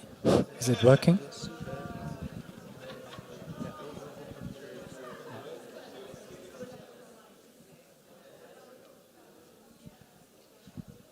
Hello, everybody. Yeah, it's a pleasure to be here. Thanks for the invitation. Thanks for having me. And I know you're all hungry now. It's about noon, and we try to move now from the manifesto debate, which is so fascinating. I could have listened, in fact, even longer. But I promise you now we move from the manifesto debate over to something you could think of as a Swiss Army knife to do all this, which we have been debating here about. Jan talked about this topic of agency. And what I'm preparing, what I'm presenting here now is exactly one of the tools which could have this agency. And it has been prepared with some 50 partners. We applied for a call. Michela here was part of the team. We pitched this together, and she's now our Chief Innovation Officer. And it's a big team effort. Thanks to that, I'm here. So this innovation community could be something like a part of bringing together change with funding. Has been also part of the debate earlier in the first panel. A lot of the NEB activities are voluntary in-kind contributions, but we all know this is limited. So where is the funding? And that's part of it here. But before we start, I want to present and introduce Isabel Schwarz to you. She's one of our panelists here. She is working at the European Cultural Foundation and is also part of this innovation community here. I don't know, our colleagues online already here? Alejandra von Media Pro is our second panelist, and Milena von JL Bulgaria is the third one. So let's start into the Swiss Army knife. This Swiss Army knife has been a call by the European Institute of Innovation and Technology. Most likely you will never heard of it because it's new to our cultural sector. They are creating integration and cooperation not only within a sector, but across companies, higher education institutions, research, cities, regions, civil society. They launch innovation communities to drive ecosystemic change. And here you see already the connection to the manifesto Michela and the team is working on. This is a tool, a new company being created to drive ecosystemic change. They've been doing this since 2010 for many other big challenges. There are many European funding programs, Horizon Europe, Creative Europe. They're all mostly in silos, either for innovation, for startup foundation, or for education. This Swiss Army knife cuts across all those different types of funding and promotions and combines them to reach an ecosystemic change for global challenges. Of course, those global challenges are local, just as we have it here, the rising oceans. And just to remind you, we are not any longer in a 1.50 scenario, we are up to the 2-point scenario. So there are calculations, you have been talking about this, the size of our world population will not be 8 billion people by 2050 any longer. That kind of space will most likely not be on the planet. So this is really, really not a friendly scenario and a dangerous setting for all of us. Exactly in this kind of setting, our creative sectors get these tools to really promote ecosystemic change. The EIT has been doing so in other sectors. They created almost some 6,000 ventures, new products and services aligned to change ecosystems and make them more viable, sustainable, and also socially inclusive. Created more jobs and also created more investments. So the idea of an innovation ecosystem like this is not only about public funding. We applied for something like 200 million euros in public funding, while this seems a lot, for 15 sectors, as the creative industries is, for 28 nations, and for the size of the challenge we are up to, this is not a lot of funding. And we all know certain corporates invest this kind of amount in 1 year in one company and one startup.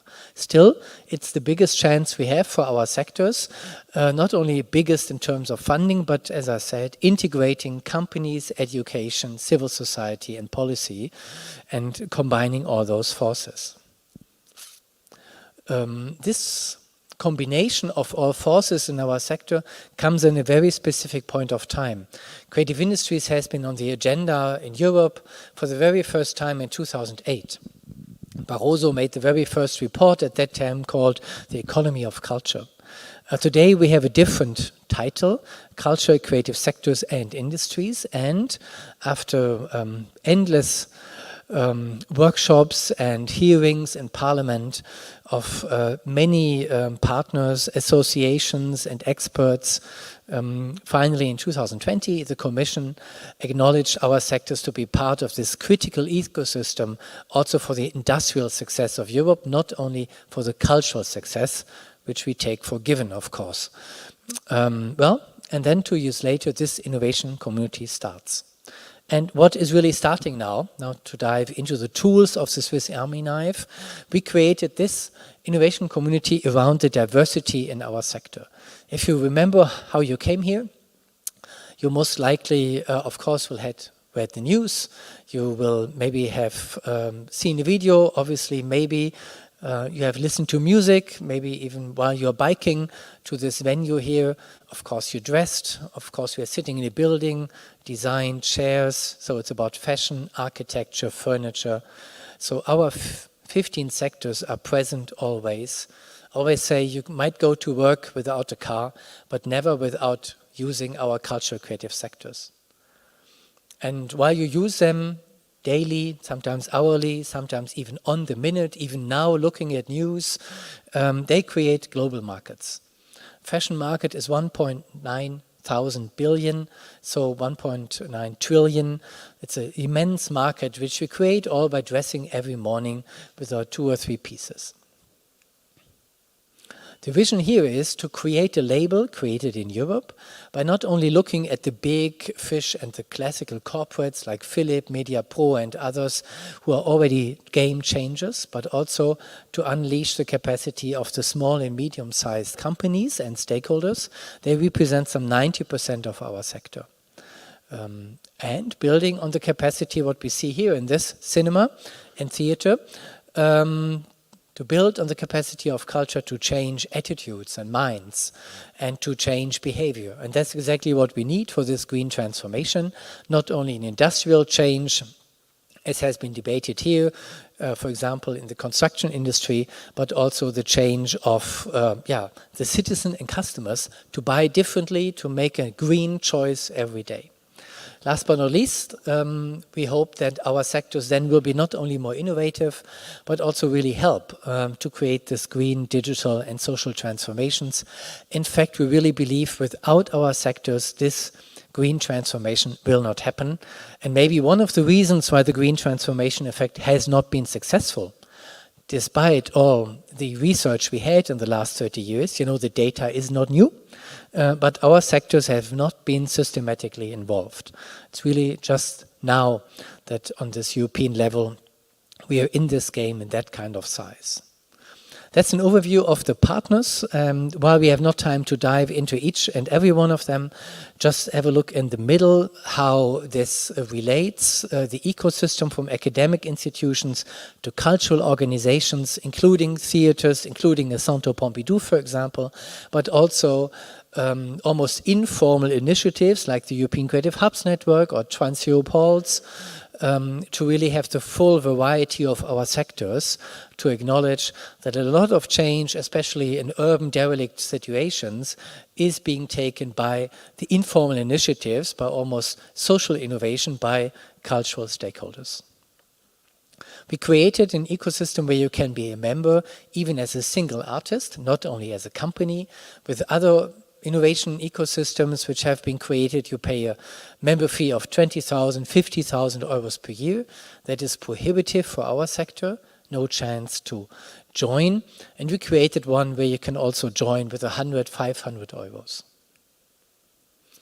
This ecosystem and this kick is being built around service centers.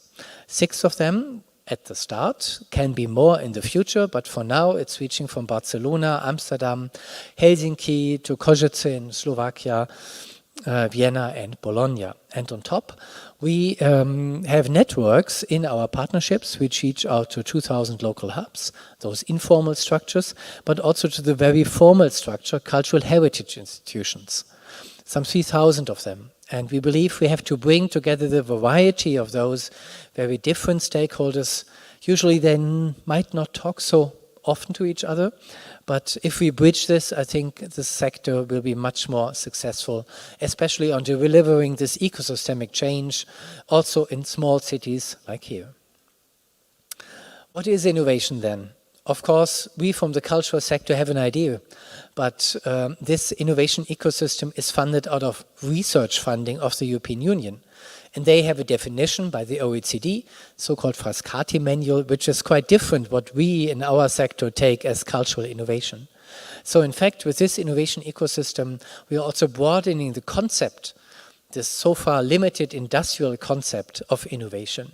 Take it from technology and business and widen it to artistic and social innovation, and most important, also to regulatory innovation.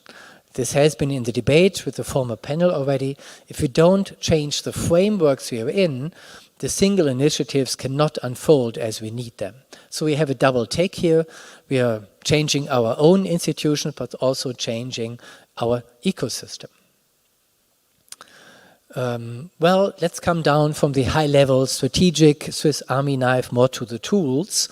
And I'm happy to show you, give you a preview also what kind of funding programs you will have where you can then apply in real.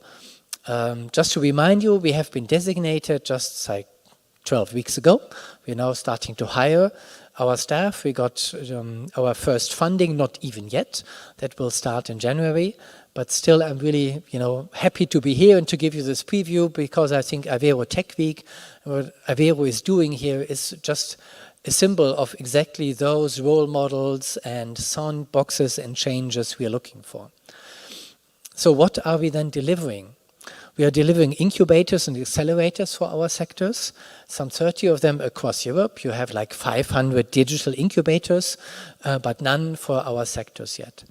While we say this, we don't want to create other silos. So those incubators for creative industries don't have to be own single incubators. They can be associated with existing ones to go cross-sectorial from the very start. We will create an investment club, also to harvest venture capital and invest this also in smaller cities and take these investments and capital beyond the traditional stock market cities like Milano, Frankfurt, London. There those things all happen. But how to bring them to Aveiro, how to bring them to small, medium-sized cities, how to bring these investments to rural regions, these will be the game changers, and not just to do it with the usual suspects. Next one is to train professionals. Of course, we have to look for the next generation of students and masters to empower them, to help them for new companies. But we have 3 million people, 3 million companies. We have 9 million workers in our sectors. How do we take them along? And this is exactly here the approach, to have a lifelong learning program and different modules for different sectors to learn how to move into this green transition. Last but not least, the European Union has a big funding program on smart specialization, billions, which are used for many, many other sectors, also the construction sector mostly, and I always break it down in traffic lights. So I would be happy, if like the budget of 10 traffic lights would be put into the smart specialization for culture, for cinemas, or other infrastructures we have. So that's another strategic topic. We have to open existing funding programs also for our sectors. Well, why I looked into those areas where we deliver, what are the industrial areas? And just to give you a glimpse, we selected them along their carbon footprint. It's kind of obvious we have to overcome fast fashion.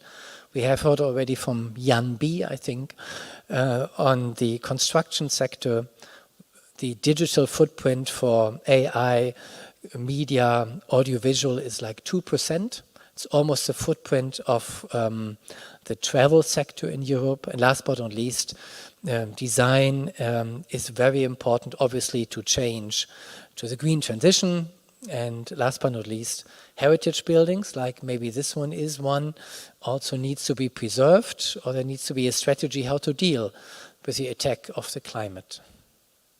And now we're finally what maybe is the Swiss Army knife when you open it as a stakeholder, when you as an actor, if you are a policymaker, if you are a company, if you are a student, if you're a cultural organization, are sitting here listening, where can you apply?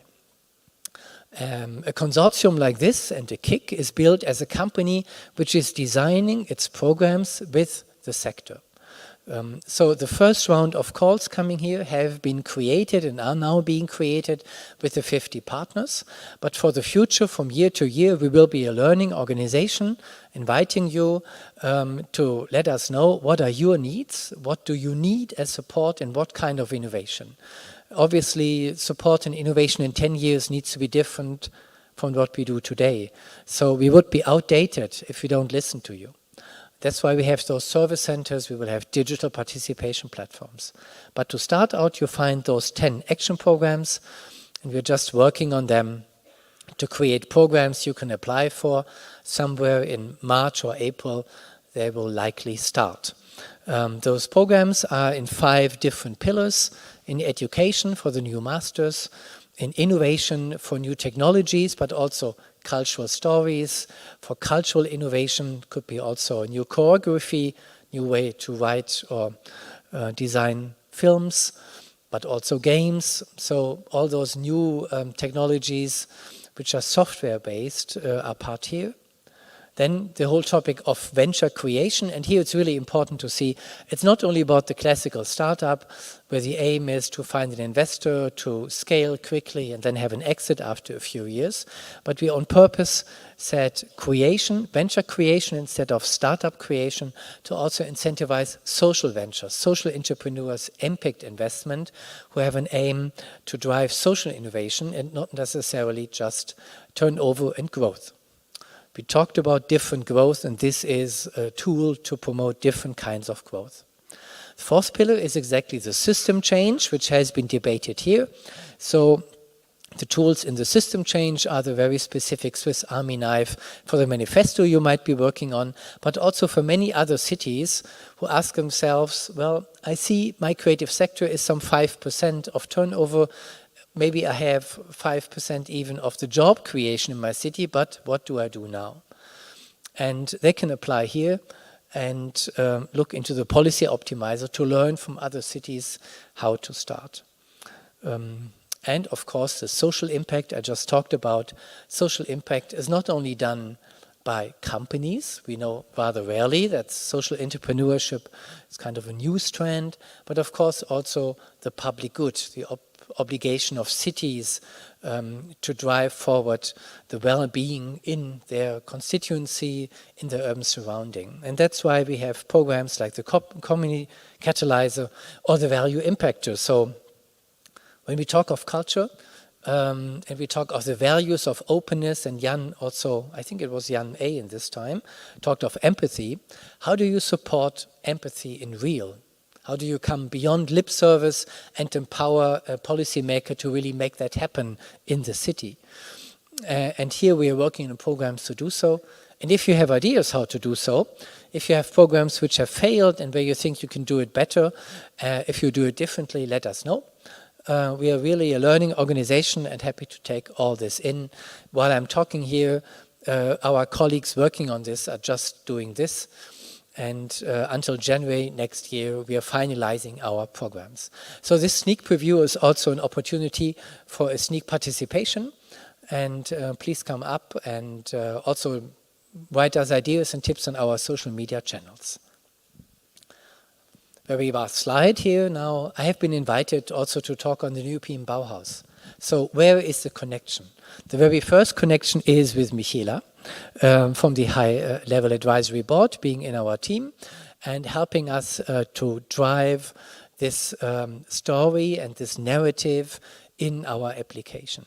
So we really want to use this Swiss Army knife, this innovation community, with the integration of research, education, business, civil society, to leverage the process of cultural change and to look how to really specifically with programs support sustainability, inclusion and aesthetics. So what kind of funds to spend and what kind of programs every year over the next 15 years. I give you a few ideas what we planned so far, and we will see how it works out and evaluate that, drive this forward. It's about master programs for the European Bauhaus. It's about helping organizations to really put in place those NEB values. What does it really mean for a small company or for a big one?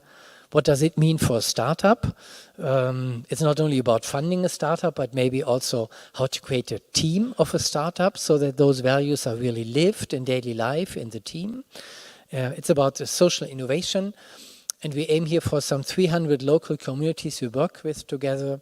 And I'm so happy also to be invited today to this network of the culture capitals here, because this is exactly also a tool for them, how to take social innovation and research into the cultural funding of the culture capitals. And last but not least, again, the policy optimizer to really launch calls to incentivize policymakers to take this up. And we had already a talk with the Committee of Regions. Michela facilitated to bring in this network and work with them to set up a call exactly for this kind of strategy and network. So that might be also an opportunity if you represent a network. Those programs are also thought for you. And as I said, open up for your ideas. So this Swiss Army knife, I'm pretty sure, is a heavy download for you and also a little bit confusing. So we are happy to share those slides. We are just starting out, so come back with questions. We have also a fact sheet where this is all condensed. Happy to share that as well. And of course, now dive into our little debate and questions with you. So first of all, we have a quick round with our panel here, with Isabel and Alejandra. Are they here from our, could you just bring our colleagues? Yes, here they are. Alejandra and Milena, hello, welcome. So I take a seat, so we're all seated here, and maybe just hand over to Alejandra. Alejandra is in our team also working on the programs for venture creation, but she has also a long tradition working with Media Pro and one of the biggest media and content producers in Europe, but also in the media sector at large.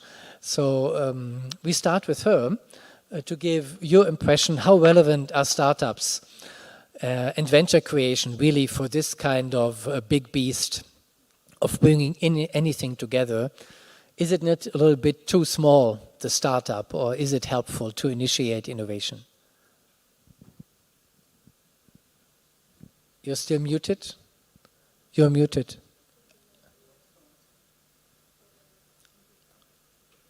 We don't hear you. What is absolutely interesting and cutting edge. So, just to tell very roughly, the strategic objective in which I am immersed with a very interesting team is about creation. And creation is how to contact those creative industries, startups that begin and can do their first paths and then have to scale up. So how to contact these people with the market and how to contact all these, these innovative startups with the market and how to make them impact on the whole ecosystem. Because it is about helping young entrepreneurs to get in the market, but it's also about how to change the culture, the complete culture of the whole sector. We were talking in the panel before that, there is a collective knowledge, and culture is a collective knowledge, so we must work on that.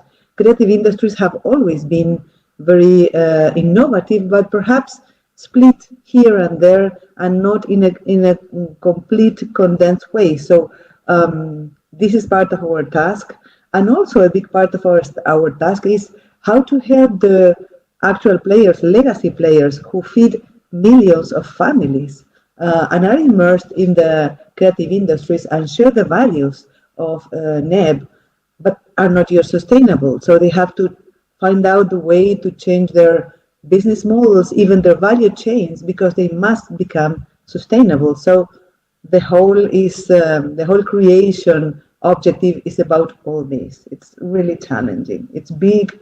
It's interesting. It's really challenging. Just let me come in with the second question.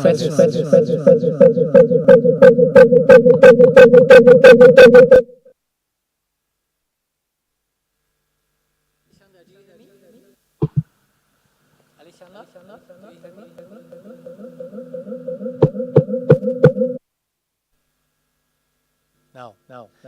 Alexandra, my would be.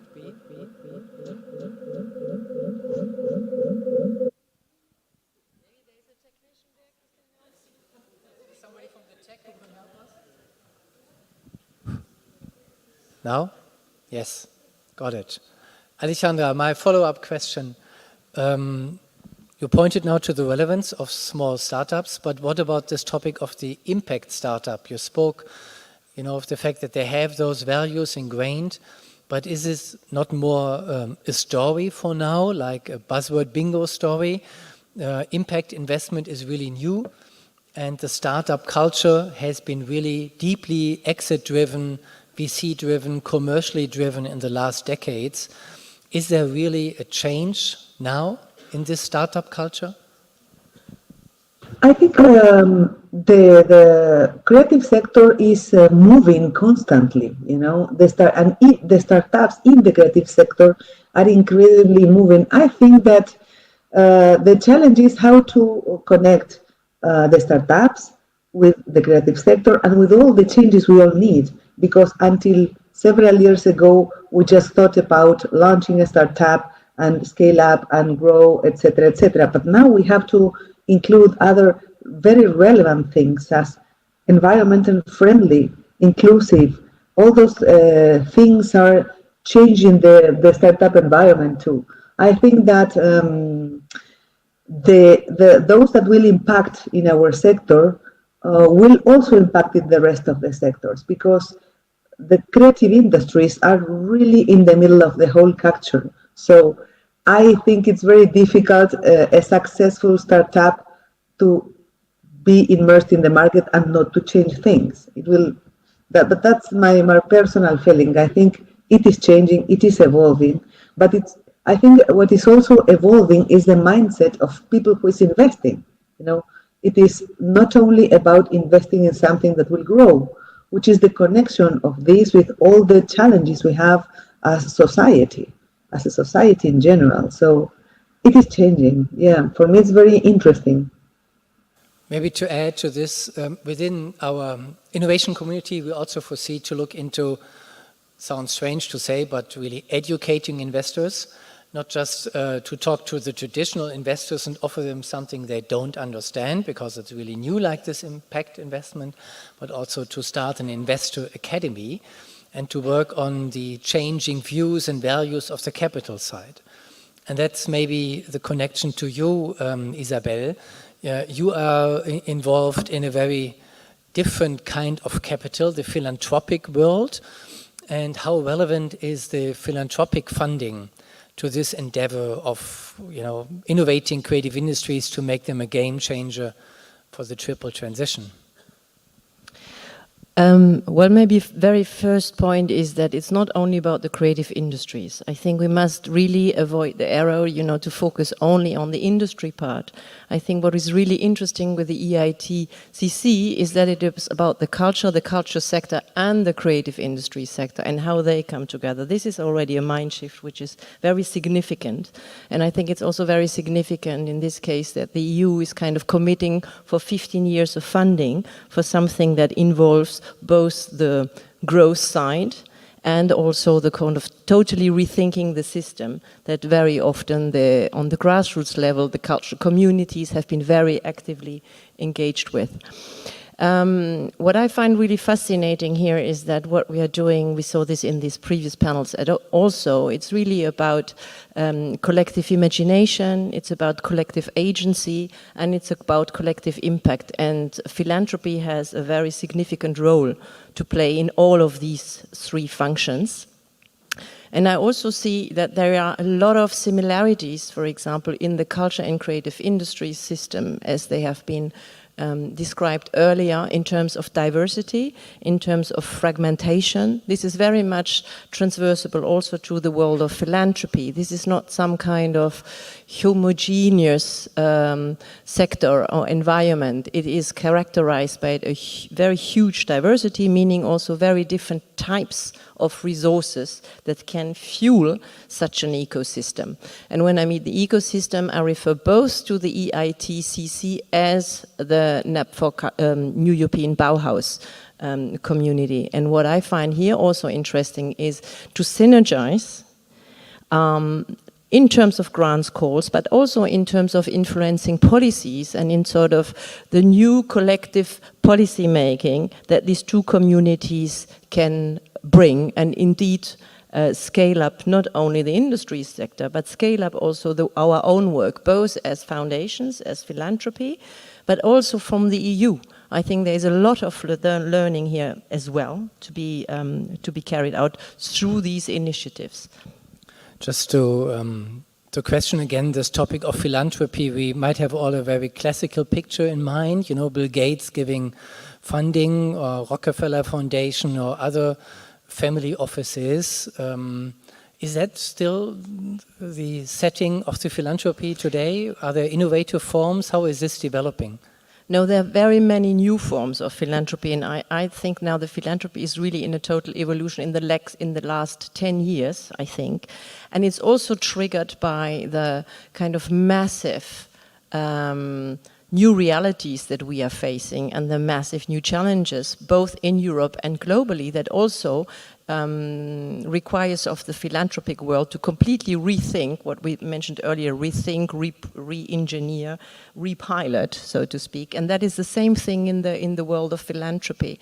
I mentioned the diversity before, so you have from very small microscopic family foundations to the sort of the huge IT tech philanthropists and philanthropic organizations. When I talk now, today here at that conference or meeting about philanthropy, I mainly refer, I think, to the institutional philanthropy, meaning these are organizations and they already have the differences. For example, there are those foundations that have their own endowments, of course, and those foundations that don't. We don't have a huge endowment, we have a very small one at ECF, but foundations that are themselves seeking for grants to do re-granting on the ground. So there are very different mechanisms, and also now mission-driven investment, impact investment on all of this. Yeah. This is very relatively so new in the foundation. The way you're telling the story now, one would say, well, all sounds beautiful, all is running well. So what is the task of such an innovation ecosystem to improve philanthropic investments? What are the gaps? What do we have to overcome here? Well, what we witness very, very strongly is, and that's a real challenge and a barrier to actually unfold that potential, both in such ecosystem as in the philanthropic world, is that you have zillions of very effective philanthropic actors that are supporting grassroots organizations. In Europe, we have 147,000, and maybe that's also important to give scale. We have around 60 billion euros as a collective annual budget of organization, and around 511 billion of endowments and assets of foundations. So now this is the question also with inflation. We didn't talk about it earlier. How are these endowments secured to grow? That actually that money is going to the public good. Because although there is this huge diversity in the field, what unites all of these foundations, big, small, family, corporate, non-endowed, endowed foundation, what really brings them together is that they invest all of their resources, be that operational, financial, or programmatic, all for the public good. And here I think the challenge that we see is that there is a new willingness, a new appetite really to engage with others. So others, I mean here foundations, so it's between foundations, it's between sectors, it's also with new stakeholders. And here the new stakeholders for us, it's the EU. And there, that's really a stumbling block, is that the EU still functions very much, even if it has such an initiative as the NEB, which is about community building. So it's still coming top down. And that foundations don't like that very much. So if we want to work with, it's in a collaborative manner, it's in shared governance models, it's that you can bring money to the table, but then you have to create that trust and that facility that actually all partners are equally valued, not just for the money that you bring, but actually for the quality of the knowledge that you bring to the table, the networks that you bring, the other kinds of resources, the knowledge in the sector. And that, I think, is still a difficult issue. Thanks. So, there's still something to do to have an integration of knowledge and partners and novel partners, and also to really take Europe as a potential and not as a stumbling block. I think that's quite in use to many of us, that there's still so much to harvest for our sector, especially in the non-profit part of the cultural creative sectors. And I really appreciate you again pointing to this definition. When we started out in 2008 with the very first report, The Economy of Culture, it was just culture. Today we are talking of culture, creative sectors and industries, to have an inclusive interpretation of all those actors.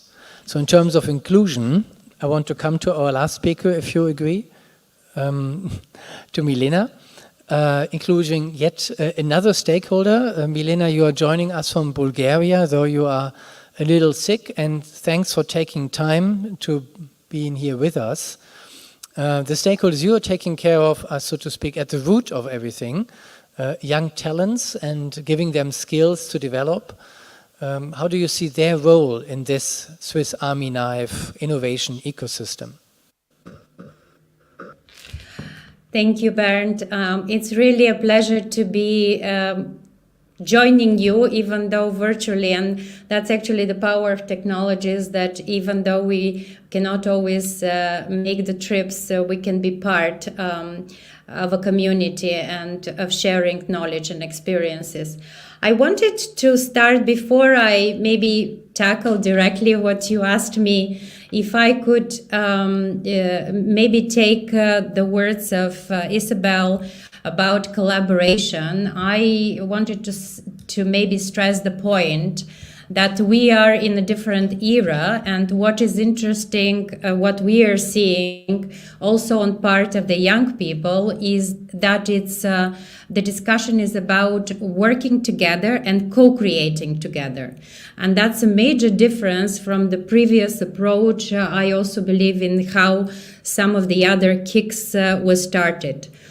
So what we have as a goal within this community of culture, creative sectors and industries, I actually often put them together as creative industries and not even sectors, or being together, is the being in one whole, is that there is a redirection.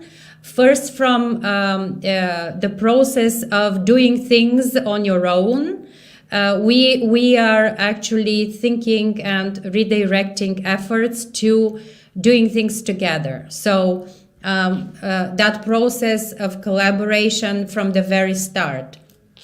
Then we are talking much more about introducing horizontally innovations across all sectors, and thus combining and having everything in an ecosystem approach, rather than having silos between the different industries. And there is another very interesting also phenomenon. It's about deep tech versus digital only. And this is where we can apply also the consideration that nowadays innovation needs to be wholesome, needs to look at what we are creating from a real comprehensive point of view, and consider, if we are developing a technological innovation, what will its impact be in the future, in the not too far future, because the cycles for innovations are really shortening. So all of these questions seem to be, in fact, very natural to the young people. And if you look at the in the surveys that are being conducted among the millennials Z and the young generation, we see that the sustainable way of developing new enterprises and also functioning is something that they all put at the forefront of how they want to see themselves and also see the organizations and the companies functioning, not in the future, but nowadays. Another thing that we are also seeing that a lot of the young people are including in the ecosystem fifth player, because we're usually talking about the knowledge triangle. We would add there also the quintuple helix. But for the young people and for the new generations, having the planet as a stakeholder in that ecosystem is also extremely important. And this is where they are when making the choices, that really becomes an important element to include here. So I think just let me ask you and interrupt you, please, for a second. You talked about the values of the next generation, not in the future, but now. And in the panel before, we were just debating, or at the very starting panel even, NEB goes south, that the old system is still in place, but the new institutions are not arriving yet. So how is this, from your point of view, for a young generation? Where is their home in our society if those values are not ingrained in the institution they find existing today? Are they border breakers and civil disobedience to have institutions change, or how are they reacting to this kind of blockade? Well, of course, when we were talking about the transition and the transformation, I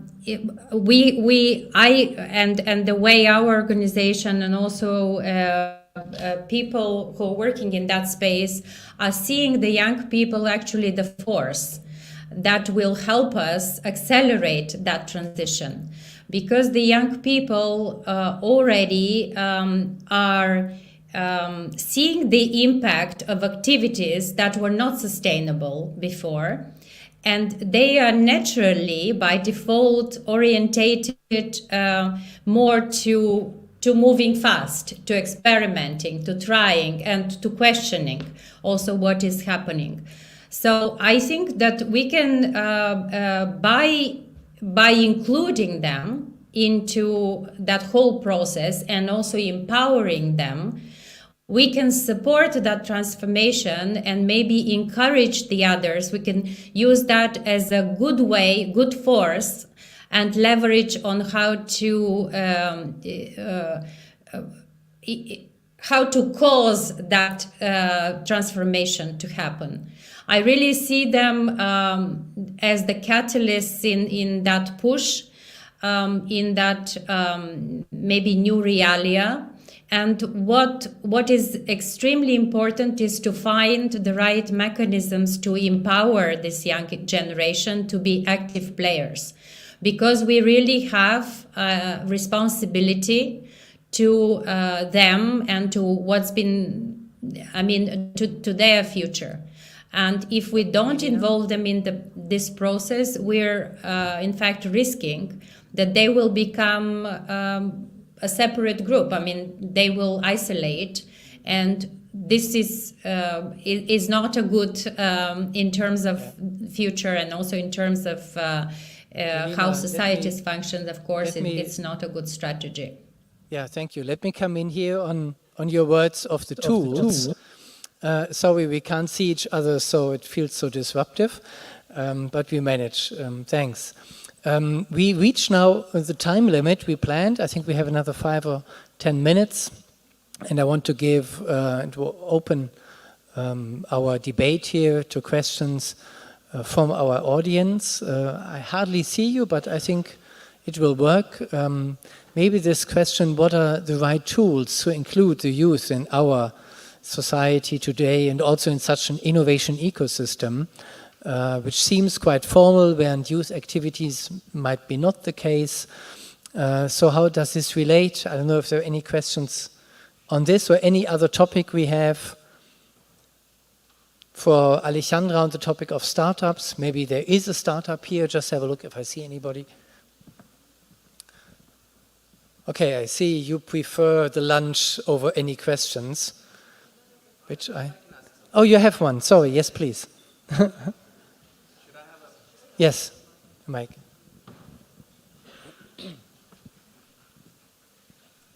Thank you for the most enlightening, and it's super interesting to listen to this. Of course, it's very complex, your army knife. and one major question for all of you is really, because Jan B. here was speaking about something that we discussed a lot, and it's this long-term development as compared to the corporative short-term quarterly report idea. And I think this is something that's very core. I mean, what we're doing in Deauville, but also the way that, having worked with all these fantastic artists that I've done in my life, but also what we need in society is a way to handle that very question. I don't know, are you addressing this or just want your opinions? Thank you. Thanks. Well, first of all, to the fact that this is a company which is built to work sustainably, hopefully then after 15 years on itself. It's not a short-term horizon project which is over after 3 years. But still, this also, this innovation community and the projects which are financed here have to be reported, have to be monitored because it's public money. And to make that better than usual, we will look into, innovating also the way we monitor. With what kind of KPIs are you monitoring? Is it just classical quantitative counting, or is it also a qualitative evaluation? And for this reason, we have researchers and partners, also Nesta, a colleague who has been here, to look into this, to also help then the evaluators to understand better what is happening, either in the short term and then in the longer term. Yeah, but you wanted to come in also. Yeah, thank you for this question, because what I wanted also to say earlier about philanthropy, I think that's the big distinction to political players, is that we can really have that long view. And we don't work in political cycles. We stay with the theme very, very long and can go pretty deep. But again, I think the real change will happen if it's not just us staying long term. It's how we convince others to work with us strategically long term. That was one thing I wanted to say. And the other one was about the notion of innovation. And you mentioned tools. What I find interesting also in both these flagship initiatives is also innovation in generating new funding streams. So it's not about looking out there what money there is and how do we get there, but actually how do we collectively invent ways to generate new sources of funding, new money that is not out there. And that I think highly interesting, and in terms of generating that and then applying it within a system that thinks totally in a systemic way and in a sustainable way. And for this you need indeed all the different players coming together.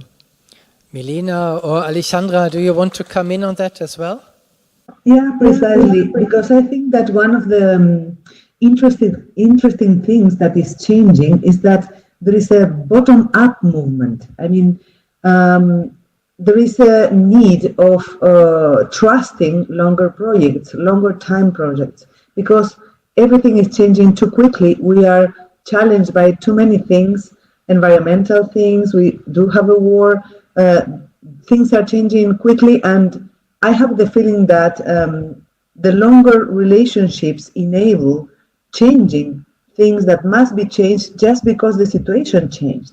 So I think this short-term vision is still there, but it's also part of a culture that we must change, and I think that is changing, and it's the young generations who are changing this, because they are used to begin something and fail, and begin again and fail, and begin a third time and fail until they succeed. And this requires a kind of long-term trust in those who invest, those who create, those who innovate. It's a really creative process. I have, on that side, I would say, optimistic, because I think that younger generations are driven by different needs, and they face the challenges of the world with a different vision, less short-term, I feel. Thank you so much.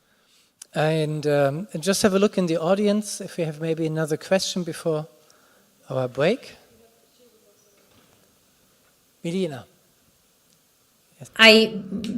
Maybe just to contribute to what also Alejandra said, further to her thinking about the young generations, and I think with them, what we see is an orientation to action, and also a willingness to really open up the whole society for like a stage where you can experiment and do things together.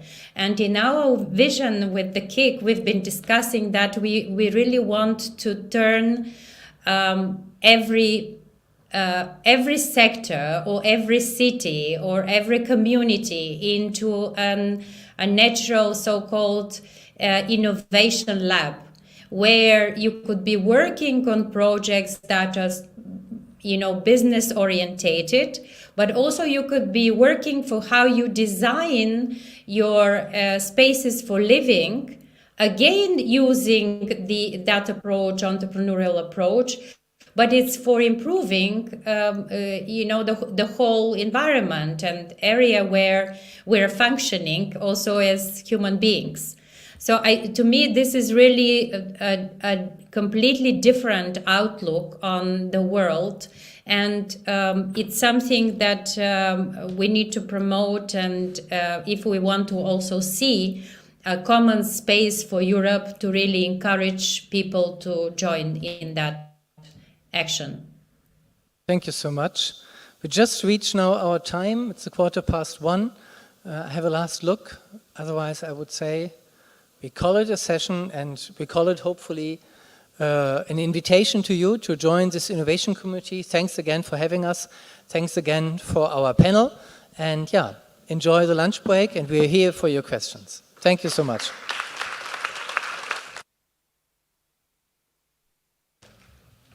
For the closing session, we invite to join us remotely Kieran McCarthy, member of the European Committee of Regions.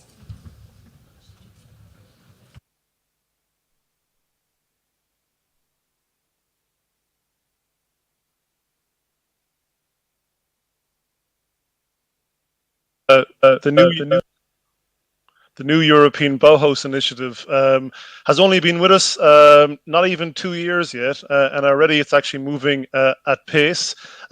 It's challenging and exciting in equal measure, and I have no doubt, as you will leave your conference in innovative Aveiro with connections and stories and hope and optimism, and that NEB can not only join up the dots across environmental, economic and cultural programs, and yes, also help deliver the European Green Deal, but also can become a movement that actually gets under the skin of our local communities and neighbourhoods to help solve some of the many challenges of our time.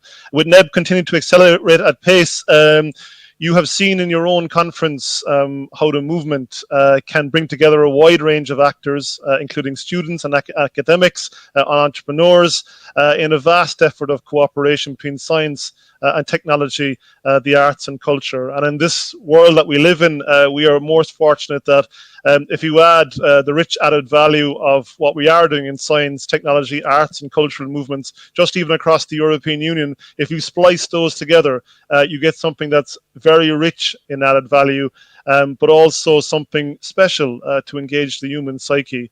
And indeed, when you think about the potential of the new European Bauhaus and engage in its core values, the sustainability, aesthetics, and inclusiveness, such values actually are very powerful in the times that we live in, against the backdrop of war and energy costs and energy crisis. In particular for me, the last value of inclusiveness is one where we can encourage many people to get involved in a multi-strand nature of innovation. We can encourage collaboration flows, break siloization, and certainly encourage what the moderator has described in the previous session as the Swiss Army knife of innovative thoughts and ideas and so on.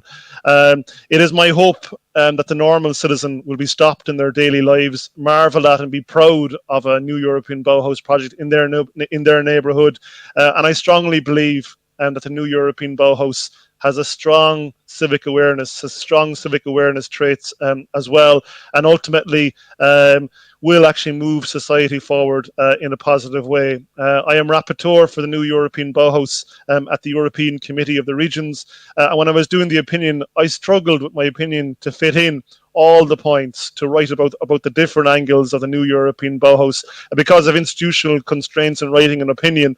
But that shouldn't stop all of us outside of institutional restraints to completely push the limits of our creativity and our imagination when it comes to the new European Bauhaus. And there are many friends, actors, civil society organizations, networks, collectives, regional hubs, living labs, and the list goes on and on and on of people who want the new European Bauhaus to succeed. There are concerns that the Committee of the Regions are trying to, we have put forward the opinion paper to the European Commission, to the European Parliament, and we are being listened to. There is a fantastic partnership there between the different European institutions to make sure that the new European Bauhaus works. And it's not just a program, and that actually becomes a movement that was there 100 years ago and that did much positive work and inspired many people 100 years ago. There are issues around funding, where the funding is going to come from. How are we supposed to engage every corner of the European Union? How do we actually make sure that EU cohesion policy, the structural funds engage with the new European Bauhaus? What are the indicators, the KPIs? How can we make the new European Bauhaus prizes and the lab even better in terms of those ideas? And how can we actually connect with existing work and that's actually going on with our neighbourhoods, and also connect to things like URBACT, Horizon 2020, Horizon Europe, Urban Agenda Partnerships, European Capital of Cultures, which were mentioned in the previous session, European I Capitals, the Green Capitals, and the list goes on and on. There are so many people out there that actually want to engage with the new European Bauhaus. For the Committee of the Regions, we're also trying to create a new European Bauhaus voucher scheme. So in other words, that even the smallest of municipalities somewhere in the European Union can engage with new European Bauhaus. So to conclude, dear friends, with the new European Bauhaus, it's important that it becomes a real movement that actually involves not only local and regional authorities but European citizens, and it's not just another top-down project that we all work in this from the bottom up. It must be a project for everyone and not just a few, and to be successful the exercise must be socially, culturally and territorially inclusive. Thank you very much for listening to me, and very best wishes from the European Committee of the Regions building in Brussels.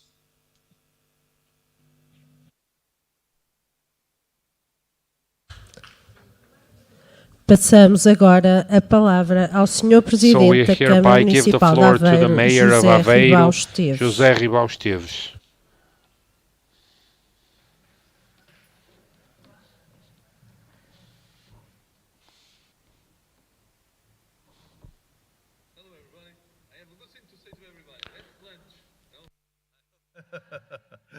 So, thank you very much for everything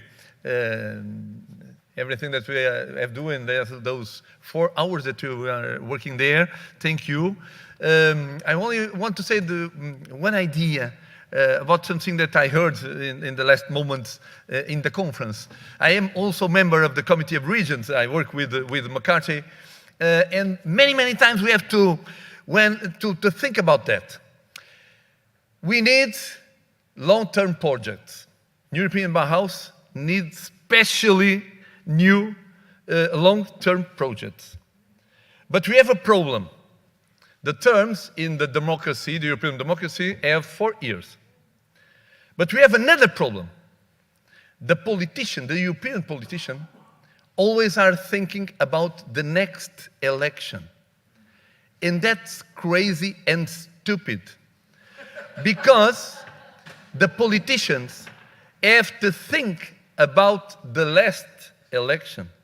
The election that gives to him the direct, the work, the job to do a program, to put in the field a program during normally 4 years. And that is too much important. The most part of the things that I am doing in my municipality, they don't have a life of 4 years. The most part of them have a life of 40 years, of 400 years. But this is a quick question in our democracy. Because in China, because in Russia, they have long term of everything. Because they don't have election. And if we look for this reality, we can make a bad conclusion. The conclusion that democracy is a problem. And this is we have to take care of our democracy. And we have to take the European politician to work in long-term projects. Because the importance of the political activity is serving people, is serving lands, is put more value in our Europe. And is not winner win the next election. So I hope that new European Bauhaus can make a good and special contribution for we have stronger democracies because we need the politicians in the process. We need long-term projects, but we have to take care because that two worlds, they have to live together all days of our life in our Europe. So let's do it, but let's take that guys in that real world, making things for our people, our European people, working for all time that we have in our future. Thank you. Let's lunch.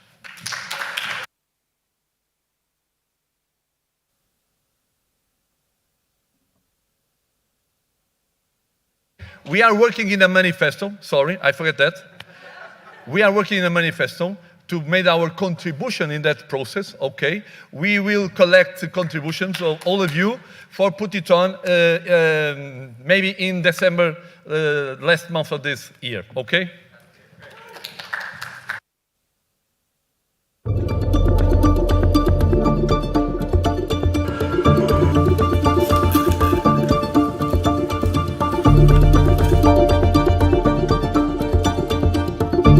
Saturday.